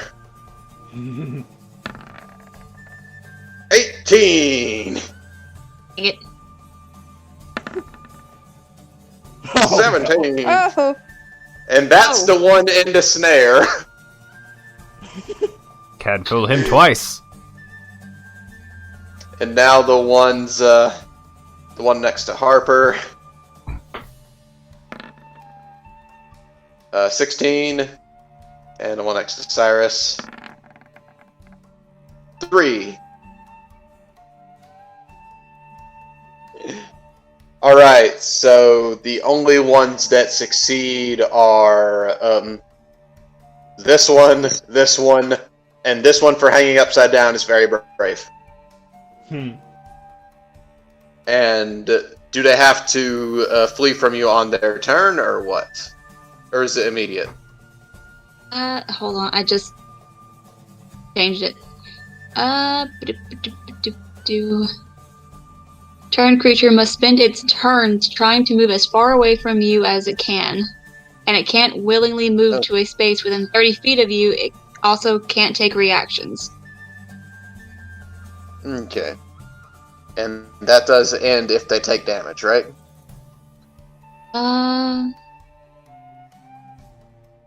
Yeah, it is turned for 1 minute or until it takes any damage. So I kind of just yell.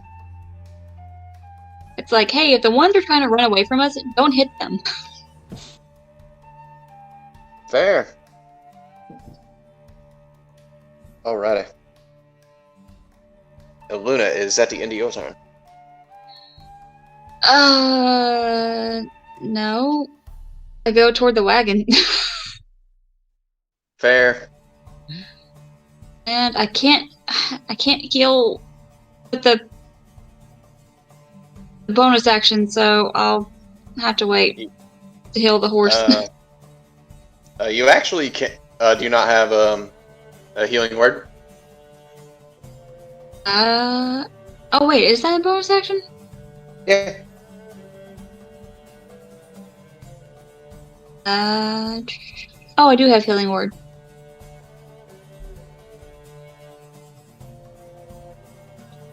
And you can heal as a bonus action because you didn't cast a spell, you used an ability. Okay, cool. So yeah. Oh, yeah, so my healing word's one to bet. Move myself over to where the horse is and try to heal it. That's only 6. Okay, that's still good. That's actually back up to the horse's max. Okay. It took 6 damage. Alright. The one that didn't get turned is going to try and hit you. That's fair. 10. So Does not hit me. Yep. You do get close, and you are able to heal as the zombies kind of limply reach out to you, but they seem afraid as you hold up your holy symbol and this bright, blinding light emanates from you. You seem a little hesitant to get close to you now. Good things. That will be the end of your turn. It is now the Lair's turn. As the head just keeps laughing maniacally. And next thing you know, Amarok, the mouth stops laughing and just gets wide, and it starts getting wider and wider. I need you to make a dex save real quick. Oh.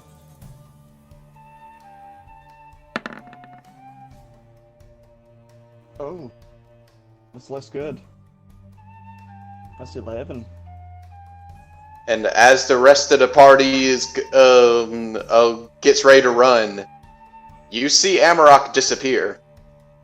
Oh. Oh.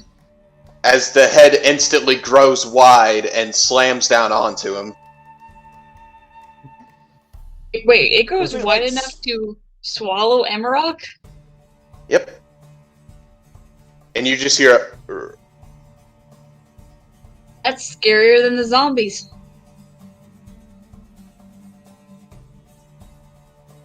Alrighty then.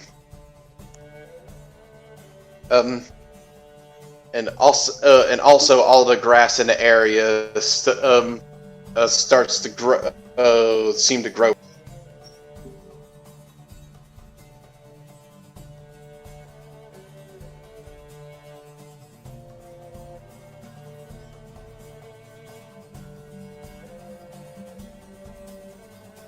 Am I gone? Nope. Hello? Yeah, I think he lost connection. Ah.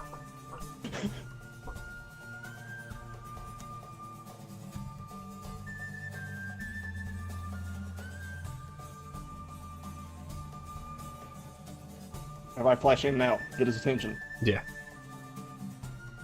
Figured it out. Okay, I apologize. It booted me again.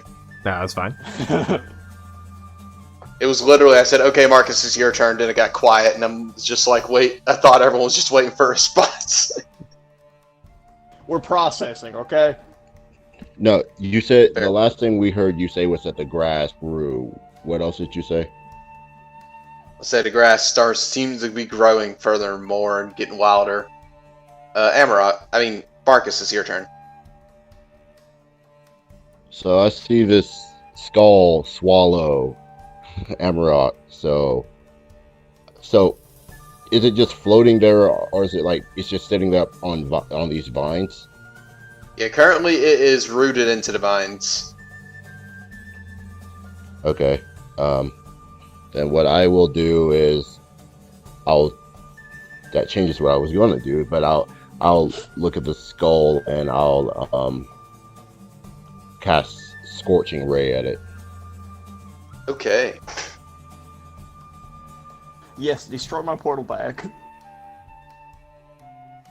To be fair, I have no clue how this thing works. I checked it before and I checked it before, it didn't have any magic left, and then suddenly it just animated.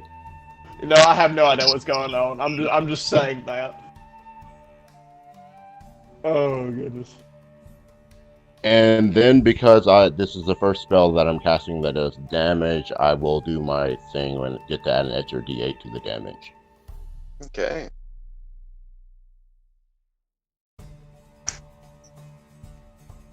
Alright, so go ahead and roll to hit. First one, Alright, 4 damage. plus a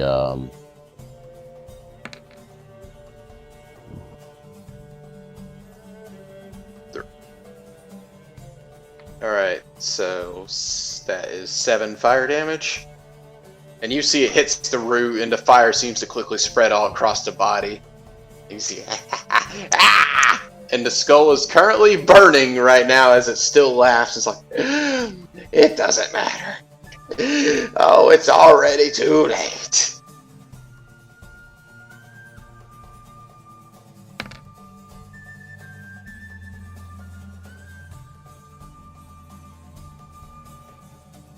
And, what was the other D8 for? I rolled the wrong die. So my second attack. Okay. And as it does that final laugh, you send in another scorching ray, and with that, it slams into the head, and the head explodes. And then the root seems to swell and get bigger, and then it just kind of bursts as Amarok lands flat on the ground where it was, where originally it was standing. It's a boy. And then I aim at the hanging upside down zombie with my last shot. Except he, alright. Except he's, instead of, alright, 6 damage to that zombie, got it. Except instead of the normal fluid, he is covered in acid. Oh yay. As Amarok, you as you went to a very dark, confined place for a short period of time after everything went dark and everything started to burn. You took 10 acid damage. Alright. And now that I got Emerald out of that, I'm going to then use my movement to move over to the cart. So, hold on. 5, 10, 15, 20, 25. Yeah, I can get all the way there. I'll risk taking an attack of opportunity from... I can get right here. Okay. Alright then, that one will try to hit you. Question, was he one of the ones who got turned? He actually was. He was one of few that didn't. I mean, didn't get turned. Okay.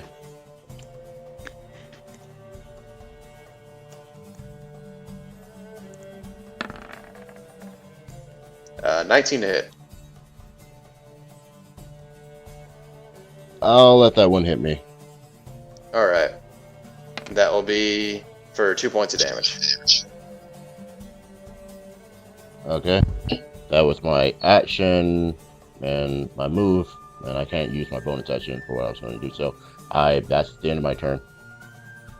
Alright.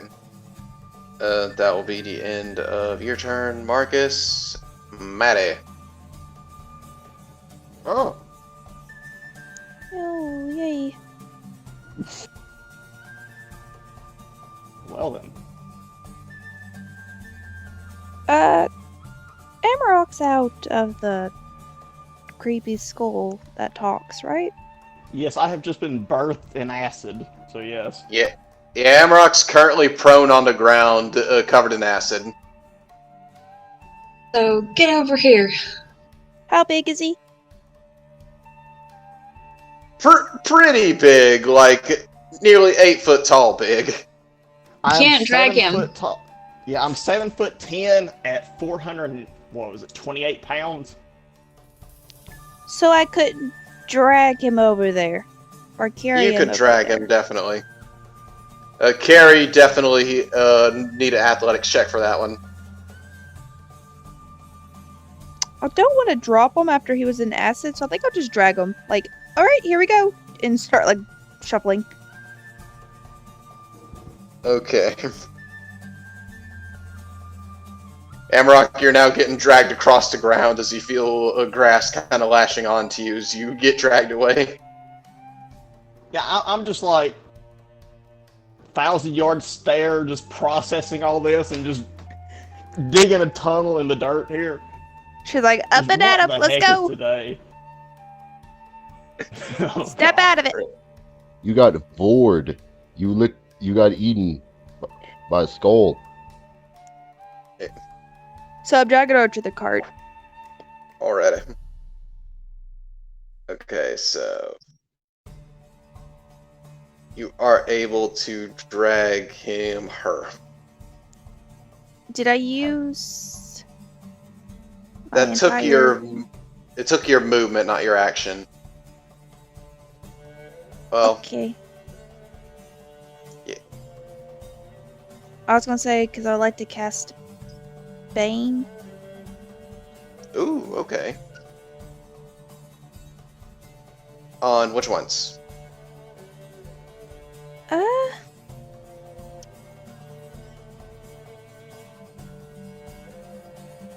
The ones that are close, so I'm gonna go that one. That one. That one. Alright, and what save is that again? Charisma save. Ooh, zombies are great at that. Let's Have you take seen all more? their save. Look at them face. Let's take all their saving boxes. Haven't you ever seen Warm Bodies? Isn't Alright. it Francis from Deadpool? I've seen it, but the movie's weird. 7, -1, and 10. So, no successes. They are all baned. So, So whenever they make attack roll or saving throw before the spell ends, target must roll a d4 and subtract the number rolled from the attack roll or saving throw. Oh boy. Isn't one of those one that I did the turn undead? That doesn't count as an attack, though, I don't think. It's a saving throw and an attack roll. You didn't damage them, is the thing. Yeah. So, since you didn't damage them, that they would still be terrified. Yeah. That's good. All right. Yeah. So they're still turned. So at the end, is that the end of your turn, Maddie?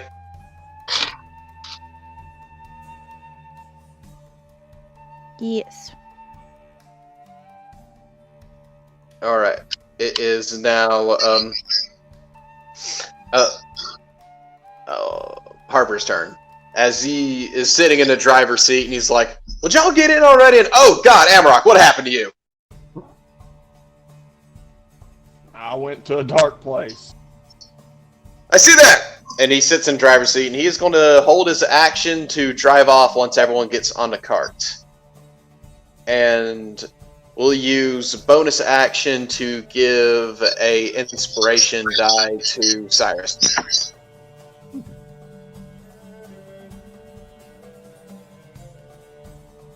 Right. And that will be the end of his turn. It will now be Cyrus's turn.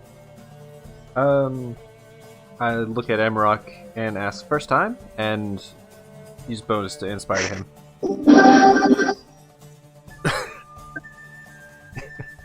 Oh, I'm inspired now. Don't know what that was, but it was fitting. Yeah. Papa. And which one's not turned? These two are not turned, and this one isn't either. So this one's not Which turned. needed... Yeah, so it actually needed to make an opportunity attack at Harper. Which will not hit Harper. I'm going to cast Booming Blade on the one that's not turned. Alrighty. Roll to hit. Ha! Not gonna. It probably won't hit. That's like a plus. Let's think of spells real quick. +7, so 9. That'll hit. That is very surprising. Anyways, Yeah. I'm just going to do the rapier damage first. Alrighty. 4 + 4, so 8 piercing. With your early damage, you just line up and stab it straight through the head, and the body just falls limp. Cool. Then the shockwave happens, and just like... Oh, well, overkill, I Looks guess. like an exploder from Left 4 Dead. Yeah, that will be the end of my turn. Alright. End of your turn, Cyrus.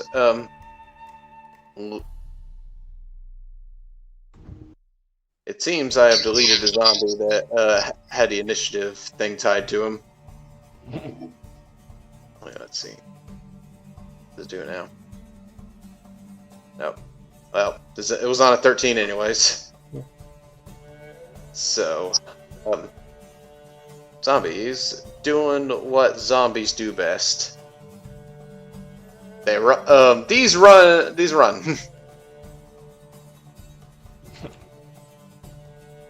And do they do everything they can to get away from you, Luna? Like, do they got a dash as well, or what?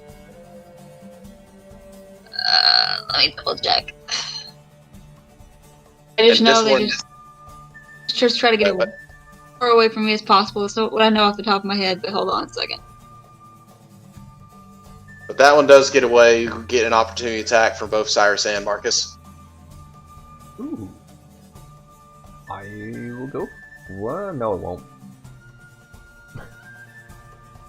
And that one will make a dex save to try and escape the snare. Yeah, it says you can only use the dash action. Okay, so they are gone. I'm not gonna attack the guy trying to run away from us because I don't want him to stay. So Same. Okay. And the one in your snare is just like flailing around terribly with a 3. don't worry, it will wear off in 8 hours. You got a long life to live. You could wait. And then the one that attacked the horse earlier will do it again. I just killed that horse. It's a good thing you did. That's a 12.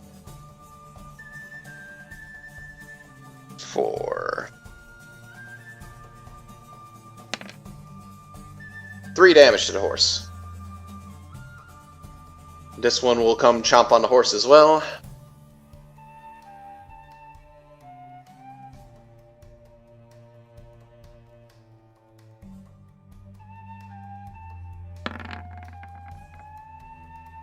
For an 11, so just barely hits the horse. For another 2 points of damage, so the horse has taken 5 damage this round. This one is going to charge straight forward, going to Amarok.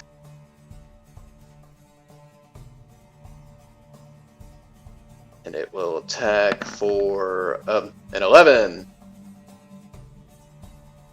No. Alrighty. I just realized I'm not on initiative. Wait, you're not? Nope. Oh, when you took yourself off the map, it took you off the initiative. What'd you have? I had a 10. I appreciated the comedic value, but I could have just moved you to another lair. I didn't know. And at the end of the zombies' turns, it is now the newly reborn Amarok. I had to process a lot here, okay? It was dark and it was wet and it hurt a lot. First time. Oh, goodness. Heck. I guess I'm going to stand up and then attack the one next to me. Right. Oh, goodness. Alright, what is it? 18 to hit, 10 slashing. Just done with the day. You jump up and slash it, and it's gonna make an undead fortitude save. And it actually succeeds. You cut its head clean off, but its torso's still there swinging. Alright, let's bisect him now. I'm gonna do my extra attack. Hit him again. Already. That's a natural 1. That's a no. Yeah. You comically slip on the green liquid. I just give up on life and lay back down. Just take me now. Oh, God. That'll be the end of your turn.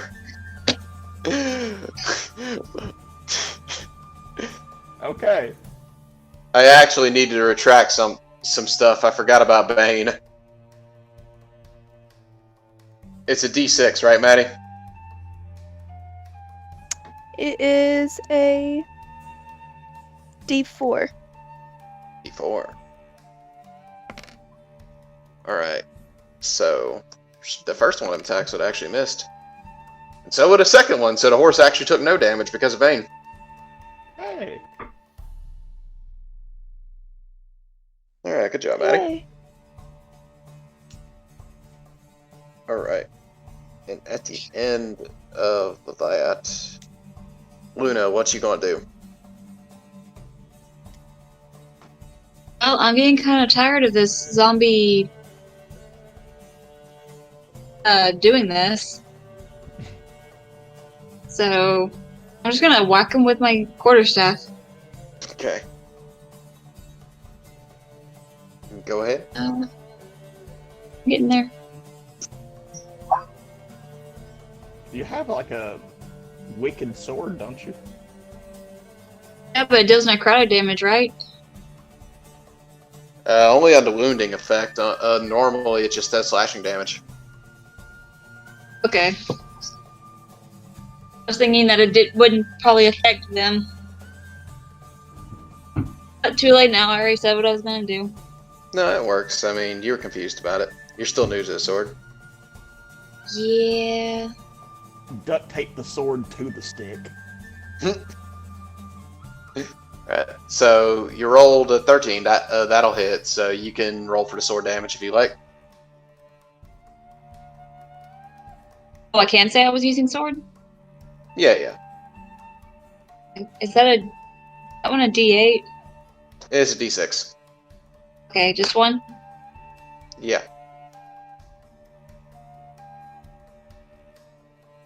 A whopping 3.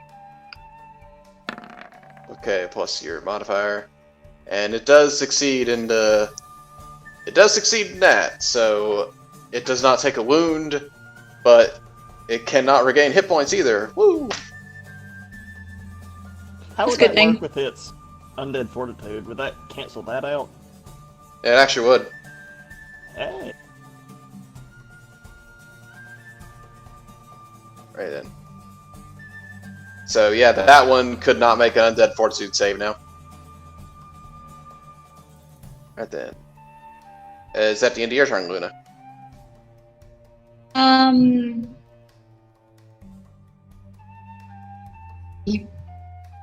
Yeah. Yeah, that'll be the end of my turn. Alright. Maddie, your turn. Okay.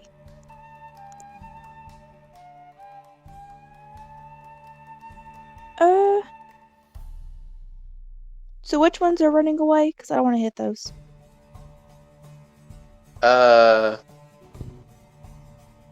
Pretty much all the ones at the very edge of the map are the ones that are running away. Okay.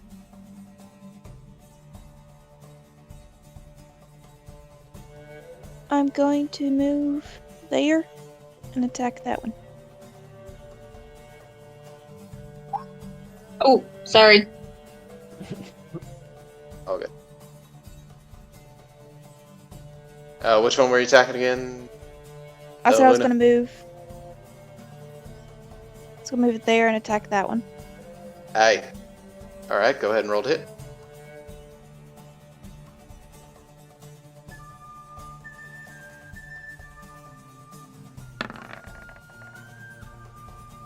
That will definitely hit.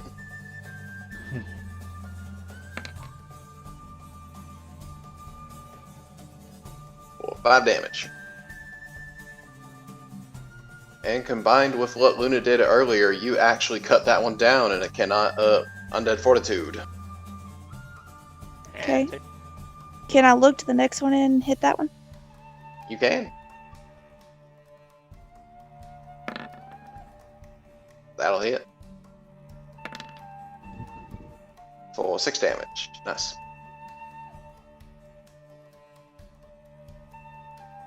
Right then. Maddie, is that the end of your turn? Yes. Alright then. At the end of your turn, Maddie, the lair activates again, and Luna, I need you to make a dex save, actually. Oh, goody.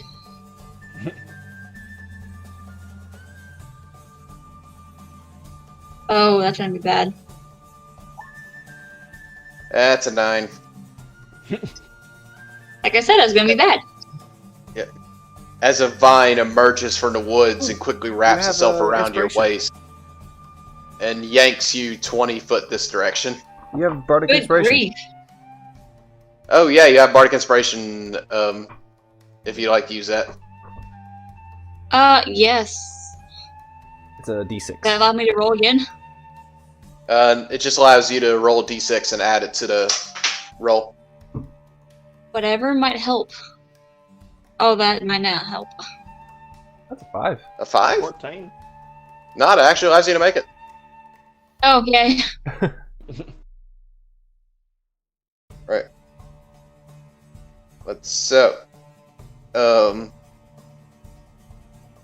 You made it. And you quickly slash away to vine to charge at you. As you see, more of these vines seem to be encroaching upon you, you guys. Marcus, it's your turn. Okay. So Marcus is I'm sorry, but did we all forget the plan of getting on the wagon? We're trying. Where did I see that vine come from? It came from her.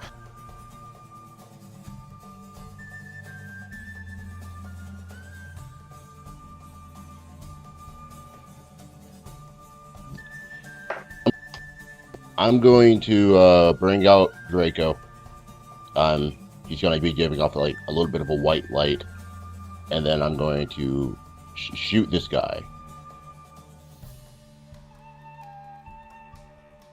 Which one? This guy. Gotcha. That's what I thought. Go ahead and roll.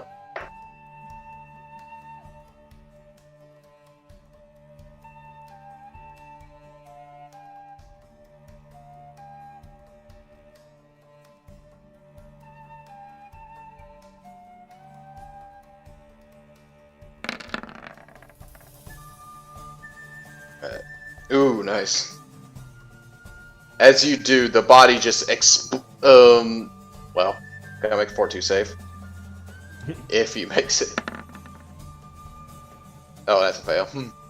As this body just straight explodes in a blast of force, that one is gone. I said it once. Get on the wagon. We're not out of the danger. We're not out of danger yet. And then I'll just kind of like sit back on the wagon with my gun out and Draco on my shoulder. Yeah. And as that said, it's now Harper's just like, for real, look! And he points up, and the sky is still covered in crows.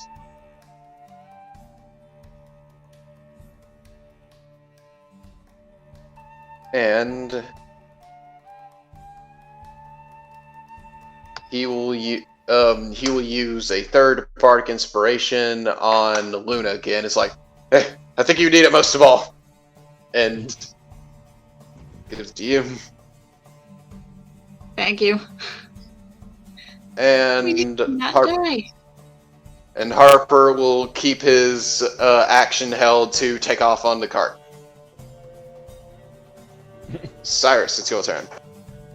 Alright. I guess, like, how close are the crows? They seem to be circling right now, all up in the air. Okay. And we just have this one close by right now? Yeah. Alright, I'm just going to do Chill Touch on that one. Okay. Plus 7, so 22. Okay, that'll hit. Nice. Yeah. Got 8 damage. Nice. And making a save. It is able to make its undead fortitude save, and it gets knocked back a few feet, but just stands back up and keeps shambling. It can't regain hit points until the start of my next turn. Never mind, it's dead. Chill touch. It's like a sort of wounding. Nope. But much more reach. Then I'm going to use my bonus action to inspire Harper. Okay. He's for me. You're the one driving right now. He kind of looks at the horse, and the horse just looks back to him nervously, and he's like, "Thanks, I'll need it." What? Is that actually in his skills? No, it is not. This is going to be fun. I don't think anyone in this group knows how to actually drive a wagon. We're all kind of just like playing it by ear. But Emrock did. I'm just better than everyone else. Hey, by our standards, that's knowing more. Yep. You know how to do it. I mean, I actually have a +4 in animal handling. Why aren't you driving? No one ever asked. We did ask. Just watching I us love this. struggle. I love this group so much. Like when we bought the horse, like who has animal handling? And no one said anything. Like, oh, we have no idea how to do this. I'm Wait. like, well, I have a +2. Was And she like, oh, here? well, you're the For that. obvious choice. She wasn't here, now that I think no, about you it. For that. weren't. Oh my god. And ever since I've been back, no one has asked me. That explains You're so 16. much. You can drive. Okay, you're the driver now. Hang on, as she got a learner's permit for a horse. I'm 16. It's fine. Oh, we've all been illegally driving this horse. Alright. That being the end of Cyrus's turn, Amarok, it's your turn. Heck, I'm just gonna get up on the side of the wagon and hang on. Alrighty. Boop, boop. You do that. Anything else? No. Sure, let's hold an action for if something comes in range. Sure. Alright. Luna, it's your turn. Okie dokie. Well, there's nothing there at the moment, and I don't think I'm technically not on the wagon, so I get on the wagon and I sit up beside Harper and I'm like, do you want me to try driving instead? You look, you notice he's sweating very bad, and he's like, sure. And he hands the reins to you. Do I need to go ahead and roll for animal handling, or? If you'd like to take off now. I mean, I'd That's just like to, but I have a couple, like half the party's not on the wagon. You can hold your action until we're all on. I'm going to, but I'm just like, I could just leave you, but no, I'll stay. Who's not on the wagon? Just Her her sister. Your little your sister. I hold my action to take off right like the wind bullseye. Yeah. Okay.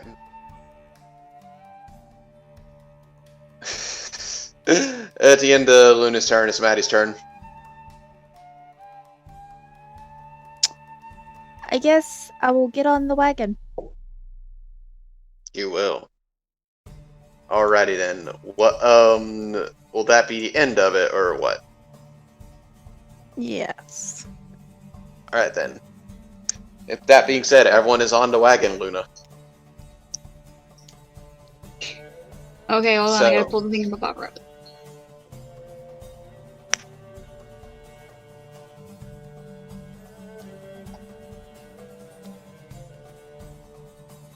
Oh, good or bad? Oh, hey, it's good.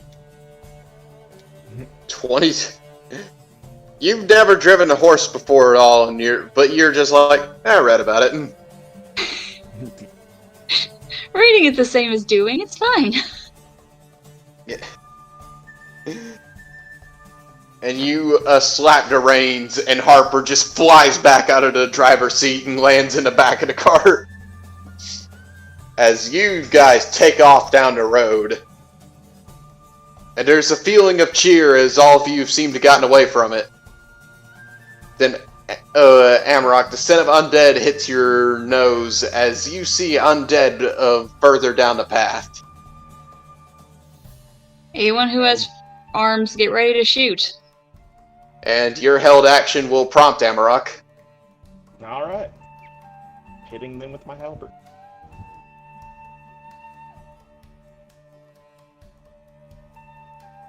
And the thing. There we go. Okay. Hey. Alright. with a cart propelling you forward, you just dig your claws into the side and hold your halberd one-handed and swing wildly. And like a teenager with a baseball bat and knocking down a mailbox, you clobber the undead and just send it flying. Aw. Its head just goes. Our just delinquent side here. National Goliath pastime. Oh It fits with a 16-year-old driving. yeah. Right. Oh, You see yeah. more decent. And actually, Luna, you look down and notice all the wheels were actually tangled up in vines. It seems you were able to start the horse up fast enough to where it was able to rip its way out. But that was nearly a thing. Oh wow! Yay for rolling high. Yeah. Mhm. Right. At that point, Harper's looking down the trail and he's like, "Everyone get ready. It seems like some more waves are coming." Of course there are. Am I Right. able to glance up and see if I have any, if there are any more crows flying around us? Yeah, there's a lot of crows, and every now and then you hear a thud as one hits the ground. Oh, to bring more undead. Okay, gotcha. I was like, why are they dive bombing the ground? And then I'm like, never mind, got it.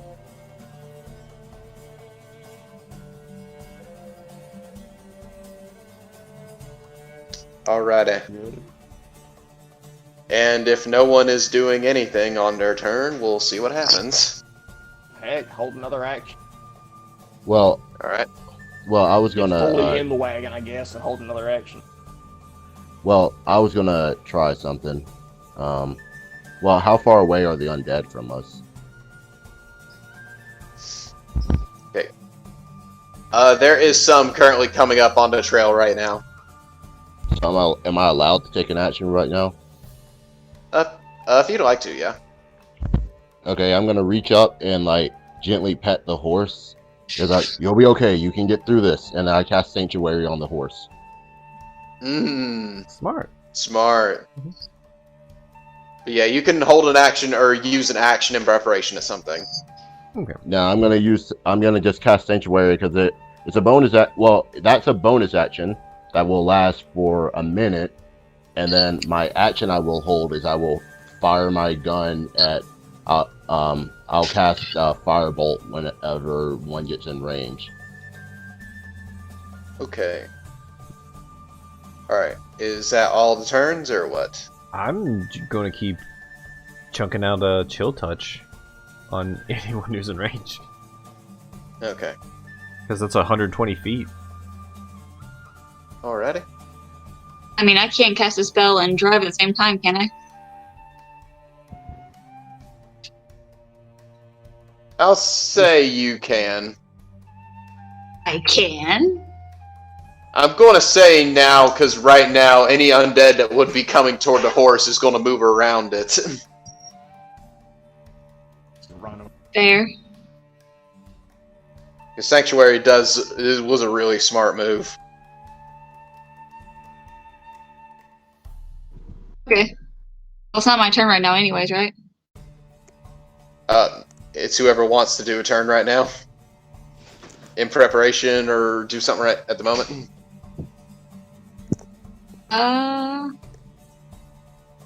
Well, in that case, if I see, if one gets, I mean, I know you said they're gonna be parting away from us, but if I'm able to, actually, you know what? I'll hold action. I'll hold Guiding Bolt. Okay. Alright, with that being said... Oh, Maddie, you do anything?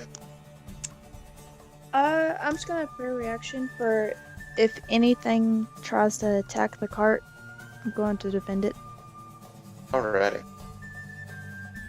With everyone's held actions, everyone feel free to activate those right now as The crows keep hitting the ground in rapid succession, and more undead seem to be coming from the trail up at you.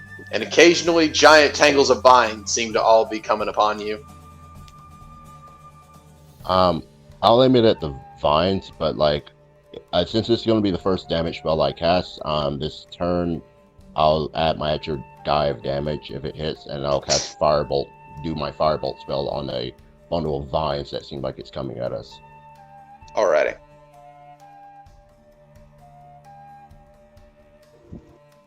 Heck, with And my everyone- 10-footer range, I'll hit whatever's furthest out that's still a threat. Okay. I just try to wait till I have a decent shot on one of them, and shoot guiding bolt. Okay. And I'm just gonna do a normal attack. Okay. Swing on just lean outside the wagon and swing. Just start beheading them, like, in a 1, and a 2. Yeah. For the headless horseman. The vine cluster will take if it's a 20 to hit them and 17 points of damage in total. Well, no, 19 points of damage in total. Okay. Alright then. With everyone activating their abilities, and Harper stands up and just starts playing his harp and violently casting a vicious mockery. A whole tangle of nets seems to come down from the trees below, and Marcus, you quickly shoot your gun up, and in a burst of fire, all the nets come down around you. Undead start swarming in from the side, but Amarok and Maddie start beheading them and knocking them aside. And all the ones down the trail, Cyrus and Luna, you start shooting them down from afar, completely clearing the path before you. And so far, y'all are charging forward pretty well. Only because I rolled a high roll. This process does go on for a little bit, unfortunately, as all of you are constantly having to fight your way out, fight your way through, push through the zombies, knocking them off the cart, some hanging on, some getting tangled up in the wheels even. But all of you are holding strong as of now. And eventually you get past a lightly wooded area and get into a big clearing again. And in the distance you see it.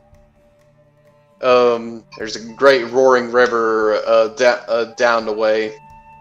The river that divides this continent in two. And as you see it, you see this dark forest. What's known as the Shade Grove Forest. The forest y'all have been thinking of making your way to this entire journey. Well, and as you look in the distance, you actually see slowly and steadily, there's a flow of undead creatures pouring their way from it. As you get closer, you see more and more figures start to leave. Undead figures from humanoids to trolls to other strange monsters, all coming out on this field. I hate this. And as you look across the field, you see the entire field itself is nearly completely populated in these undead. As you look forward to the other side, a grand, large city, a center of culture in this world, and a melting pot full of people of all race and likes. And Amarok's home, Merson. And currently, at the outer edges of this city, you see forces fighting against this undead horde that's right next to its borders. You see boats and rafts cast out along the river. You see ballistas firing into the crowd of undead. One even, in particular, hear a giant thud as a ballista impaled onto a literal undead giant that slams onto the ground. I need everyone to prepare one more skill check to break through this giant crowd if y'all plan on continuing to head into Merton. Alright. Okay. Hold on.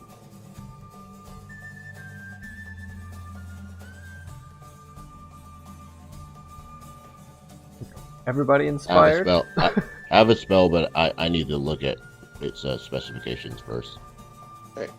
I am fairly have certain this- everyone is inspired. We hear it's so inspired to stay alive.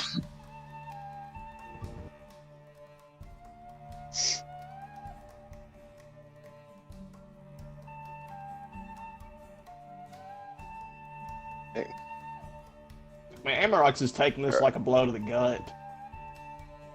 Yeah,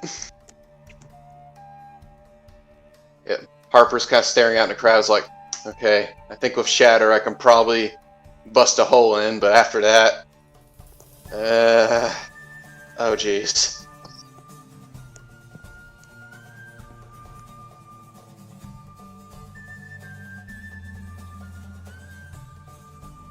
I could help you widen that gap. I have that spell too, but I can maybe make the horse move faster if you can open a hole. Yeah, I can do that. I can So I'm cast good Guiding at- Bolt at level 3, All right. which that'll help though. He kind of looks to the undead giants in the crowd and is like, that may help. I also have Spirit Shroud. That could help as well. Hey, DM. Currently the horse. Yes. I can't use, because it's a bonus action, but I can only use one spell per round, right? Yeah. Okay, so I'd have to use Spirit Shroud and use my sword, right? Yeah. Okay, just making sure of that. Go ahead, sorry. Okay. You good? Okay. All right. Does anyone else have any ideas they would like to do in this chart? Yes. When we get closer, so that sanctuary is still going up and to that point. If Harper opens up a hole for us to get through, I'm gonna cast Levitate on the wagon so that it's lighter, so the horse will be easier for the horse to pull it. Can you do that? I have Levitate. No, could it levitate a whole cart though? It can it now the thing is, well, actually no, I'm looking at it. We collectively weigh more than 500 pounds, so that won't work. So I'll just help Harper open a wider gap for us to get through. All right. I'll cast Shatter. Levitate can only levitate up to 500 pounds, and we weigh more than that. All right. So that is the two of y'all. Cyrus, what do you do? Are there any, like, bigger ones that are an obvious, like, bigger threat? Definitely the undead giants are, yes. Cool. I'm gonna ready Dissonant Whispers level 3 at it. Okay. Coordinate with Luna to not hit, like, the same one. Kind of, like, help weaken them. Alrighty. And since I'm not casting a concentration spell, the horse will still keep Sanctuary on it. Good. Right then. Amarok, what about you? Honestly, like, this situation you described to me is like coming home and finding out your house is burning down. Like, you're just in shock. So it's less seeking out something to hit and turning into more of, oh my god, this thing's on the wagon with me. I have to do something or we're all going to die. So if something gets on the wagon or becomes just an immediate threat, then I'll hit it. Okay. That's your held action. Maddie, what about you?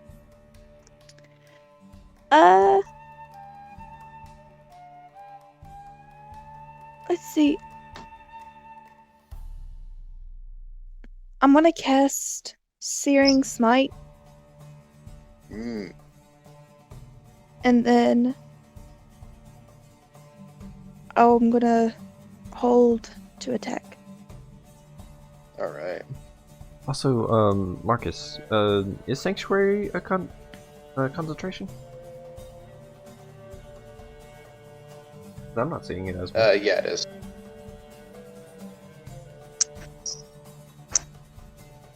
I'm not seeing the concentration tag. Oh wait, no, it's not. It just drops if the creature I cast it on attacks, and the horse isn't attacking, so it will keep Sanctuary. So I can cast a concentration spell, but that doesn't change what I. That it won't change what I do though. Okay. I just wonder if that was like your decision because of the concentration. Oh wait, no, I'm not gonna cast Shatter. I'm gonna cast something else because this will possibly help the horse run faster. I'm gonna, when we get closer to the wall, and Harper makes the gap, I'm gonna cast Enlarge on the horse. Okay. Okay. All right. Yeah, that's. I never would have thought of that. That's amazing. So, with that being said, how I'm going to do it is based off of all your ideas. I am going to set a DC. So, I need everyone. I need spell attacks from Marcus, Luna, and Cyrus, and martial attacks from Maddie and Amarok, and I will total up all that and see if y'all beat y'all's the DC I set. So do I just roll an attack because mine's just a do it, and it Yeah. happens? So what do I roll then? I'd say it'd be like your just like your intelligence mod plus proficiency. So I'll rolling. just roll d20 on here then. Yeah, that's fair. All right, that was Harper's, a 19. Before I actually roll this, I'm gonna go ahead and activate Cordell's Blessing for whatever this is. Okay, I'll factor that in. Oh, So okay. that's a 33. Okay. All right, so Total for me 15, with my intelligence proficiency. okay, 19 plus 15 plus 26, Nice. and Amarok is so that's not without the plus 10. No, that's a 33 total after the plus 10. Okay. Can I still do a cantrip as well, along with Guiding Bolt? Is it a bonus action? Oh crap, never mind. All right. Never mind. Yeah, sorry. Okay, so I gotta get a calculator for that one. Alright. And y'all pulled some smart moves. Yeah, that. Daggum. I didn't even. I'm going to roll a check for the horse as well, because that was a smart move. And add that to it. Alright. What do I do if the creature has to make a wisdom save? That's why I said just roll one of your spell attacks just to factor in like that. Oh, okay, I gotcha.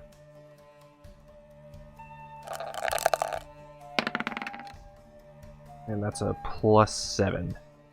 So Right. 19.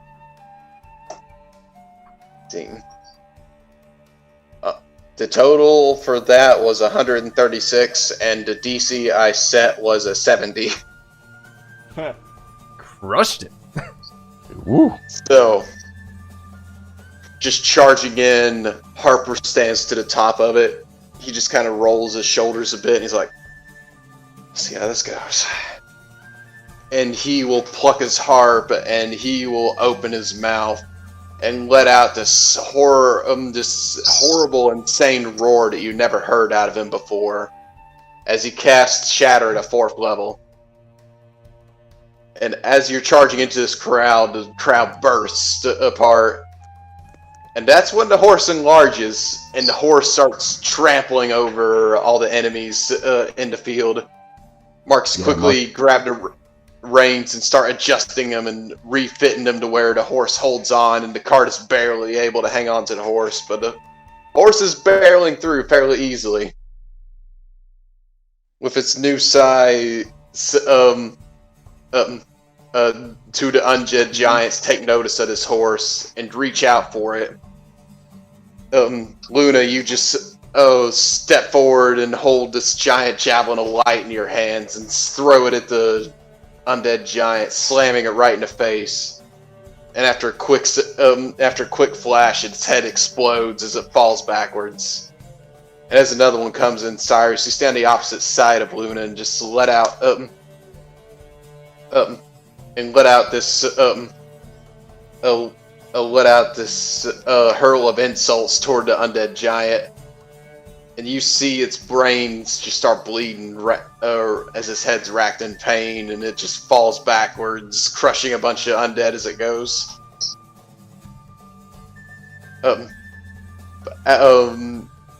And as all that's happening, there are stragglers tagging along, and Maddie and Amarok with Maddie with a glowing sword on fire, and Amarok with his massive halberd that's glowing a bit of a faint radiant light just start slashing their way through as all the undead start falling beneath you. And y'all just barrel through this crowd like it's nothing. Until finally y'all start to get closer to the finish line, and one undead giant just stands in your way. And as you're all about to let out another series of attacks at it, you see the thing just fall forward, just tumbling over, falling adjacent to you. You see a human with in just half-plate armor, very nice, completely seems to be made of adamantite, actually.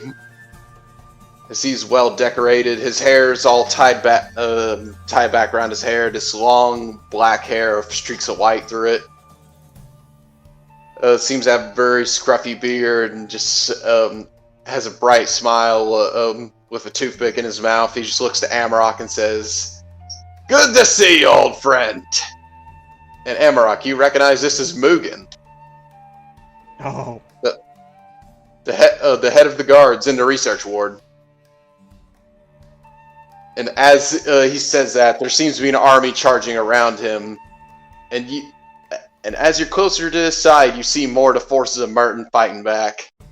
You actually see in the distance there's archers on top of the tower raining down fire from above. There's the ballista fire from the river firing in as well. You actually see fireballs getting hurled from parts of it, slamming into the crowd. You just didn't get a chance to see it before.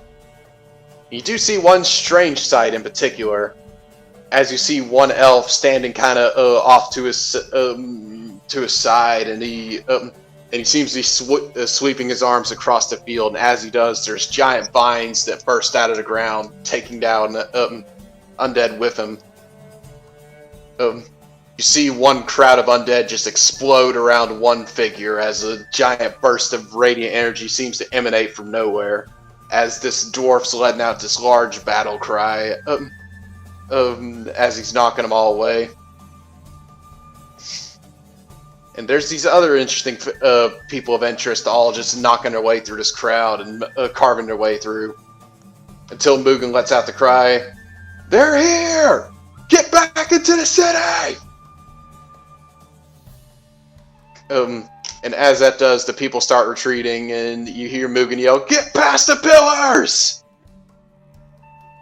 And Amarok, you know what this means, but to everyone else that doesn't understand what it means. But as you take a look at Merton, you see there's a big there's a big gate that's around the city.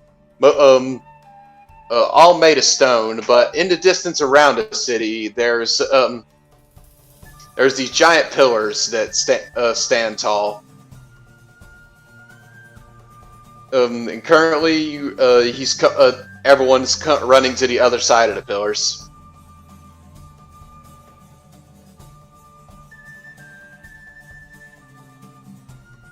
So, Hey, I'm Y'all just gonna scream at him. What the hell is happening?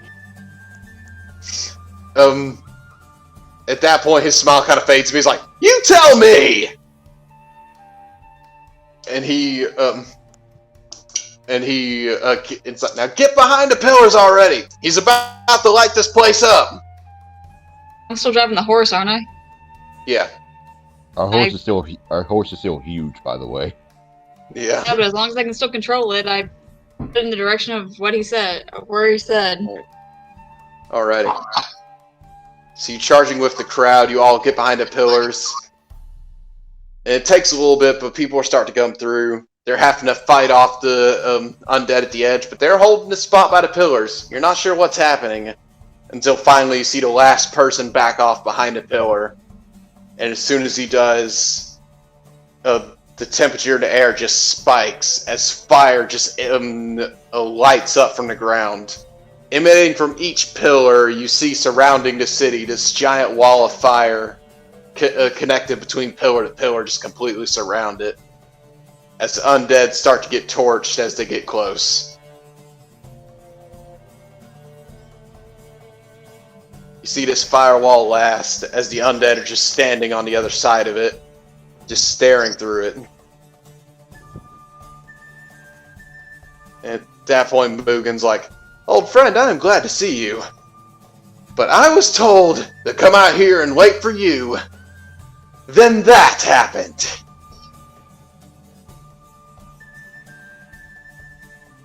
I don't know what to tell you. I really don't. Oh boy. I mean, to be fair, we didn't expect that either. Yeah.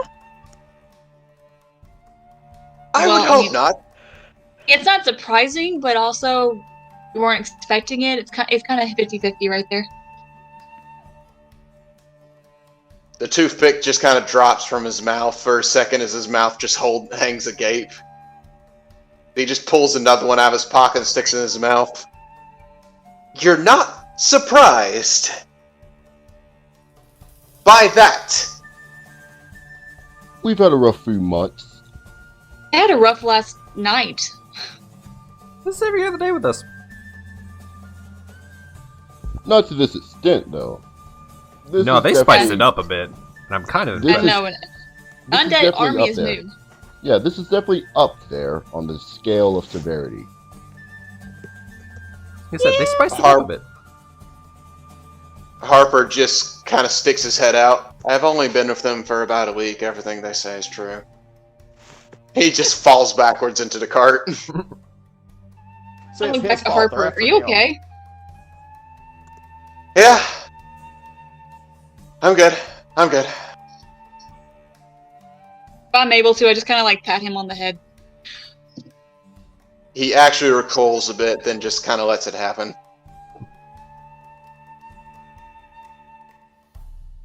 But his eyes are wide awake, just alert to everything.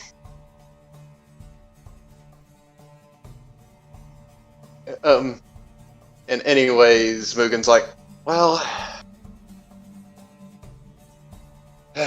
Raw wants to talk to you immediately. He's been called to a meeting with the big six. He is not thrilled about that right now. Meeting or the zombies? Both. Fair. Yeah, because, you know, that's all a siege needs is politics, too. 'Cause that just makes everything better. Oh, you know him. He hates this stuff more than anything. So, get back to the guild, get rested up, and be ready. I was like, I'm gonna hang here a bit and try and clear the stragglers. And he kind of looks past, and even though y'all cleared your way through, there's still a decent horde out there still. And he's like, it's the first time in Merton's history that it's actually been raided, so this will be fun. Aside from very short skirmishes that happened in the tribe war, so yeah. Hell, I must stay and help clear. No, I was ordered for you to be there. Technically, he wanted you here. He looks at the sun for a bit. About, give or take, 6 to 8 hours ago. Wait, is it daylight now? Yeah, y'all drove all through the night. Oh. Hold on a sec. I should have emphasized that better. That was my bad. Wait, so did we ride hard for 2 days straight? Y'all rode normally for the first day, but for a good half a day, y'all rode hard.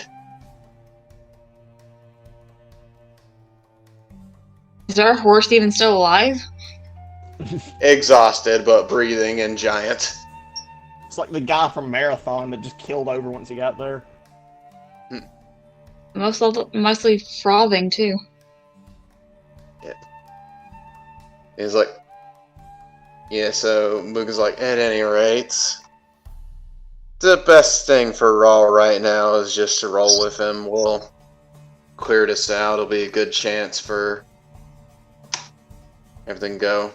Heard a rumor that they're going to put a bounty on the undead heads, and once that'll happen, Advent will go into full swing, and they'll take care of this one way or another. Anyone else that runs a sword and uses one in this town. Hey, while you're still out there, taking care of the undead, if you see any crows flying around, shoot them or kill them or however you can. I did notice. Little friendly advice. I did notice a decent bit of crows before this happened. They correlate with that? Yeah, a little bit. Look, we'll all have a meeting. We'll all have a sit down as soon as we. Yeah, things will be explained later. Just take this advice. Just Hey. don't die, okay? Yeah, take more than that to kill me. I've been through worse for all. Fortunately, Seymour ain't. Killed. You'd be surprised what we've dealt with. Unfortunately, Also- Seymour ain't here, so we wouldn't be able to have a full meeting of our people, but Myra's still here.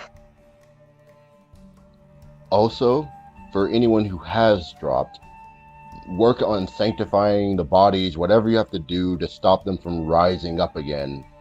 Because apparently they can those crows, they can bring them. Okay, well, the religious ward will be in full swing then. I heard they're already working. We'll see how it goes. The war priest is going nuts, so he's happy with this.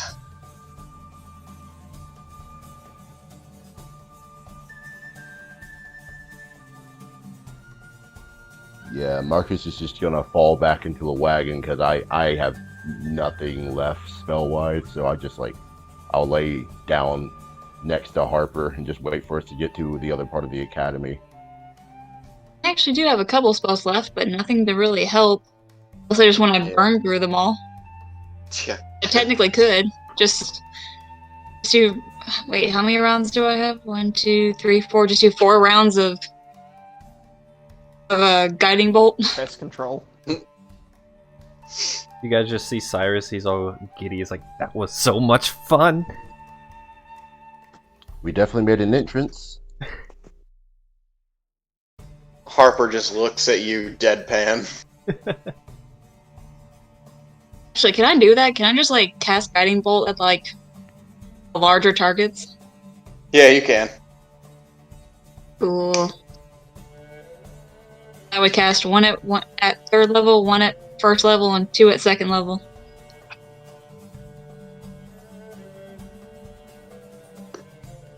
1 at 3rd level, 2 at 2nd level, and 1 at 1st level? Yes. I'm just gonna do that if that's okay. Well, yeah, go ahead and do 20d6 then. There you go. So are we just all up on the wall now?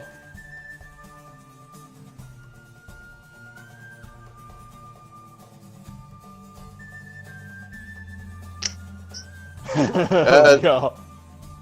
Just at that point, people are just watching him burn. Next thing you know, Luna just walks to the end and just... and you just see one of the undead giants just... crushing a lot of other undead with it. You just hear a... Yeah!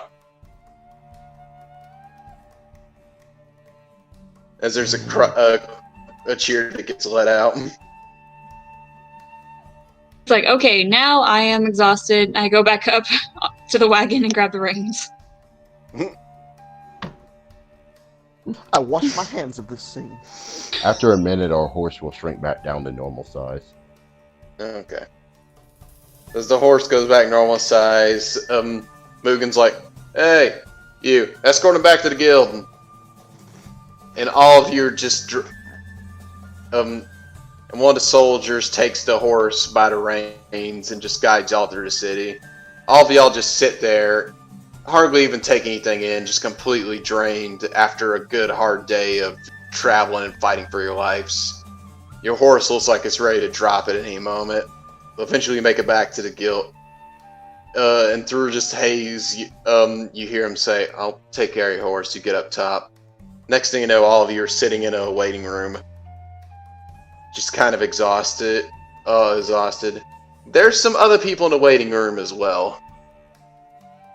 All just kind of business type looking people, just patiently sitting there, reading books or magazines, just waiting.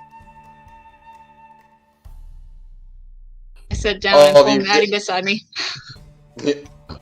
When it else like a cup, I pull out my kettle and heat it up with precipitation, offer cups out to the party. You hear some lady say, "Oh, we got a coffee machine right there, sir." Oh, wonderful.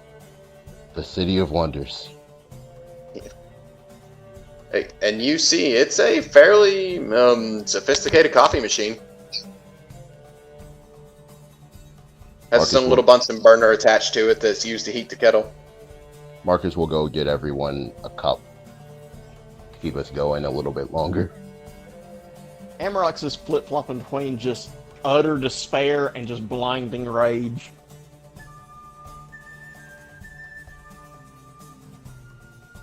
Cyrus just kind of smiling and just slightly swaying.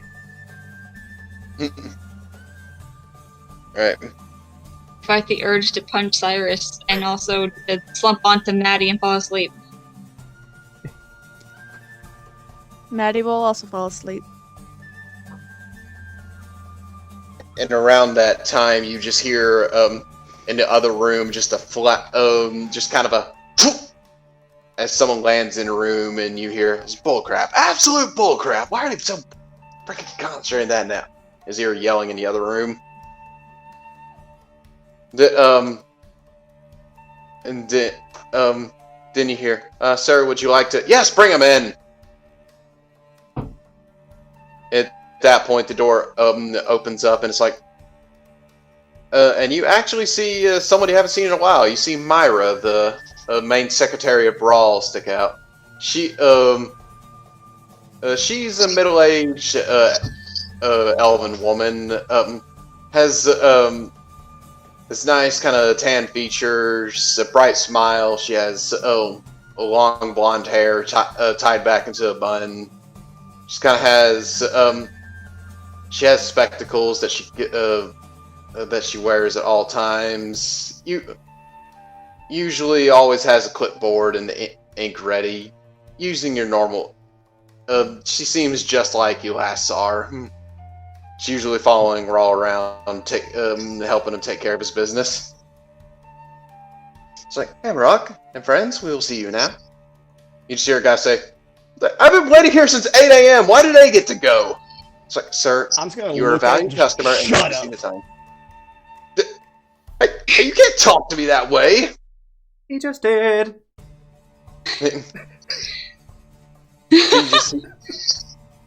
She's like, but I love it. I will say one funny thing about Cyrus is that he is that friend that'll skip alongside you going with a baseball bat saying someone's gonna get his butt kicked. Someone's gonna get it. And you just, but it's like, sir, you'll get seen when he's available. I promise. He just sits back down, and all of you get hurried into a room. You go into this candlelit room where you see there is papers and stuff laying completely everywhere. And you see a figure just standing at a desk tapping the side of it. It's this decent size a kind of map room / meeting room, but it's very disorderly. The room smells of coffee, and just you see mugs laying everywhere. They all look like they've been used for coffee. There is another chair in the room that you estimate is probably for Mugen. There's actually a mirror set up in the room as well,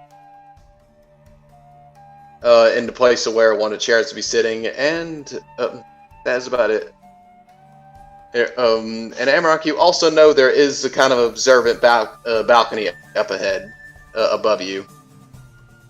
You kind of look up to it, and you do see hints of a figure up there. A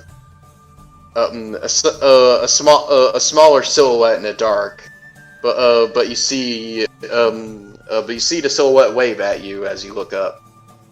Luna, you're the only other one who notices this. It seems like the figure is trying to stay hidden mostly. Can tell any details? Or are you too far away? Not really from this distance. It seems like a smaller shape, and that a smaller shape figure, and that's all you can really tell. Seems to be wearing robes, though.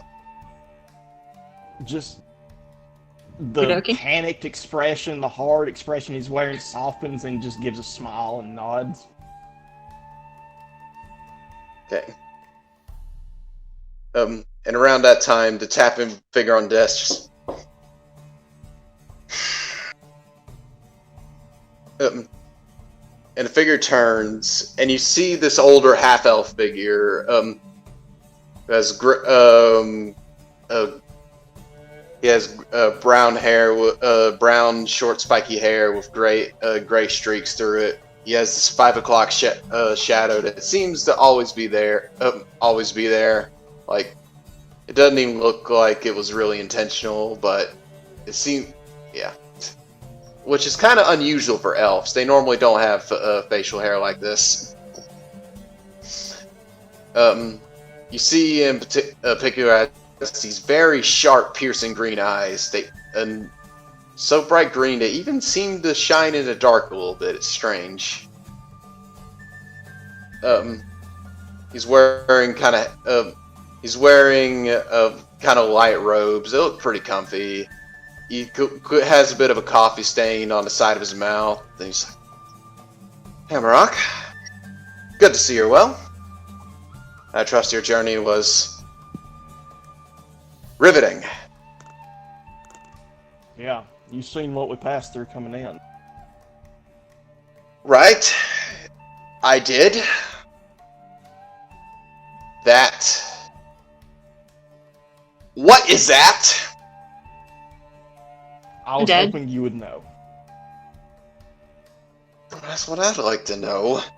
Is you leave for 2 months?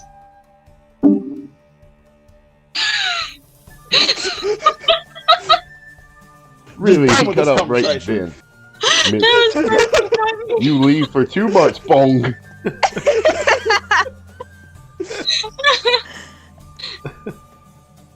Oh, does he not know that he was put out? He's still yelling at me.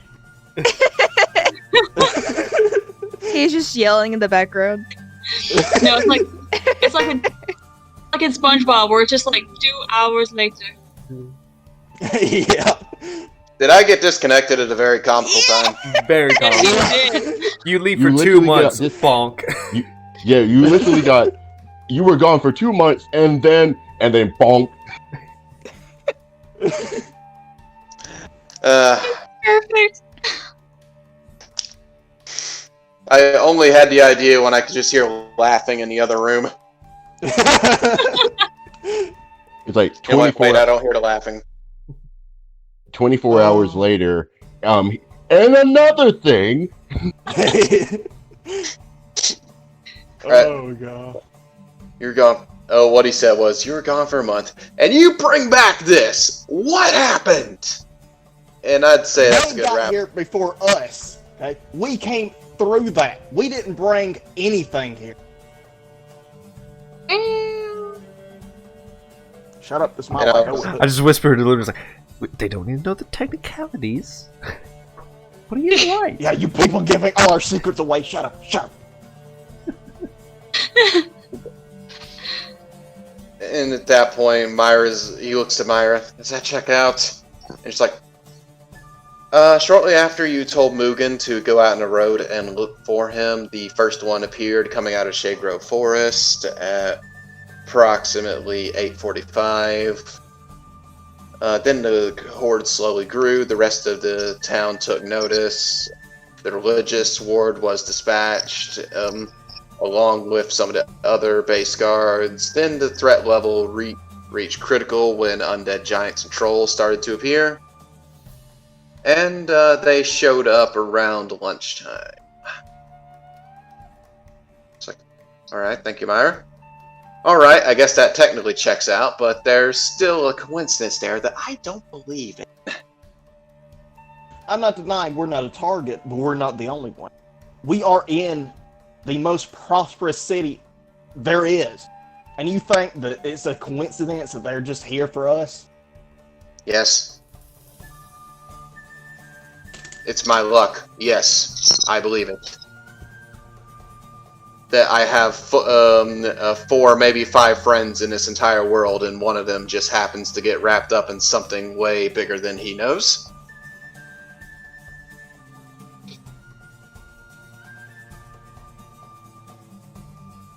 Just exasperated sigh is all I got. I was informed that the literal urban legend happened to attack y'all, which is kind of unusual in the last recent time. So that's why I asked you to get here now. Instead, I am told you slept peacefully while an army of the undead started growing. Well, if I may interject, telling us to get here now. What's your name again? Marcus Locke. Marcus Locke. I am so terribly rude. I have not even met any of you. I'm Rawl. I wish I could meet you in better circumstances, I guess. What better circumstances than in the battlefield? But on the same side. Amarok introduced me over tea, and y'all actually have something beneficial to tell me.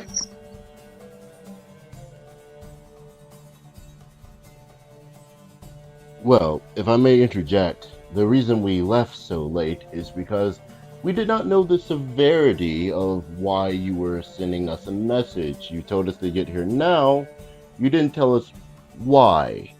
Were you If waiting we had for an archdevil? If we had known that the town was under siege, we would have left immediately, but we were still trying to resupply for our journey ahead to this town. You can't exactly skip on details in a time of war, potentially.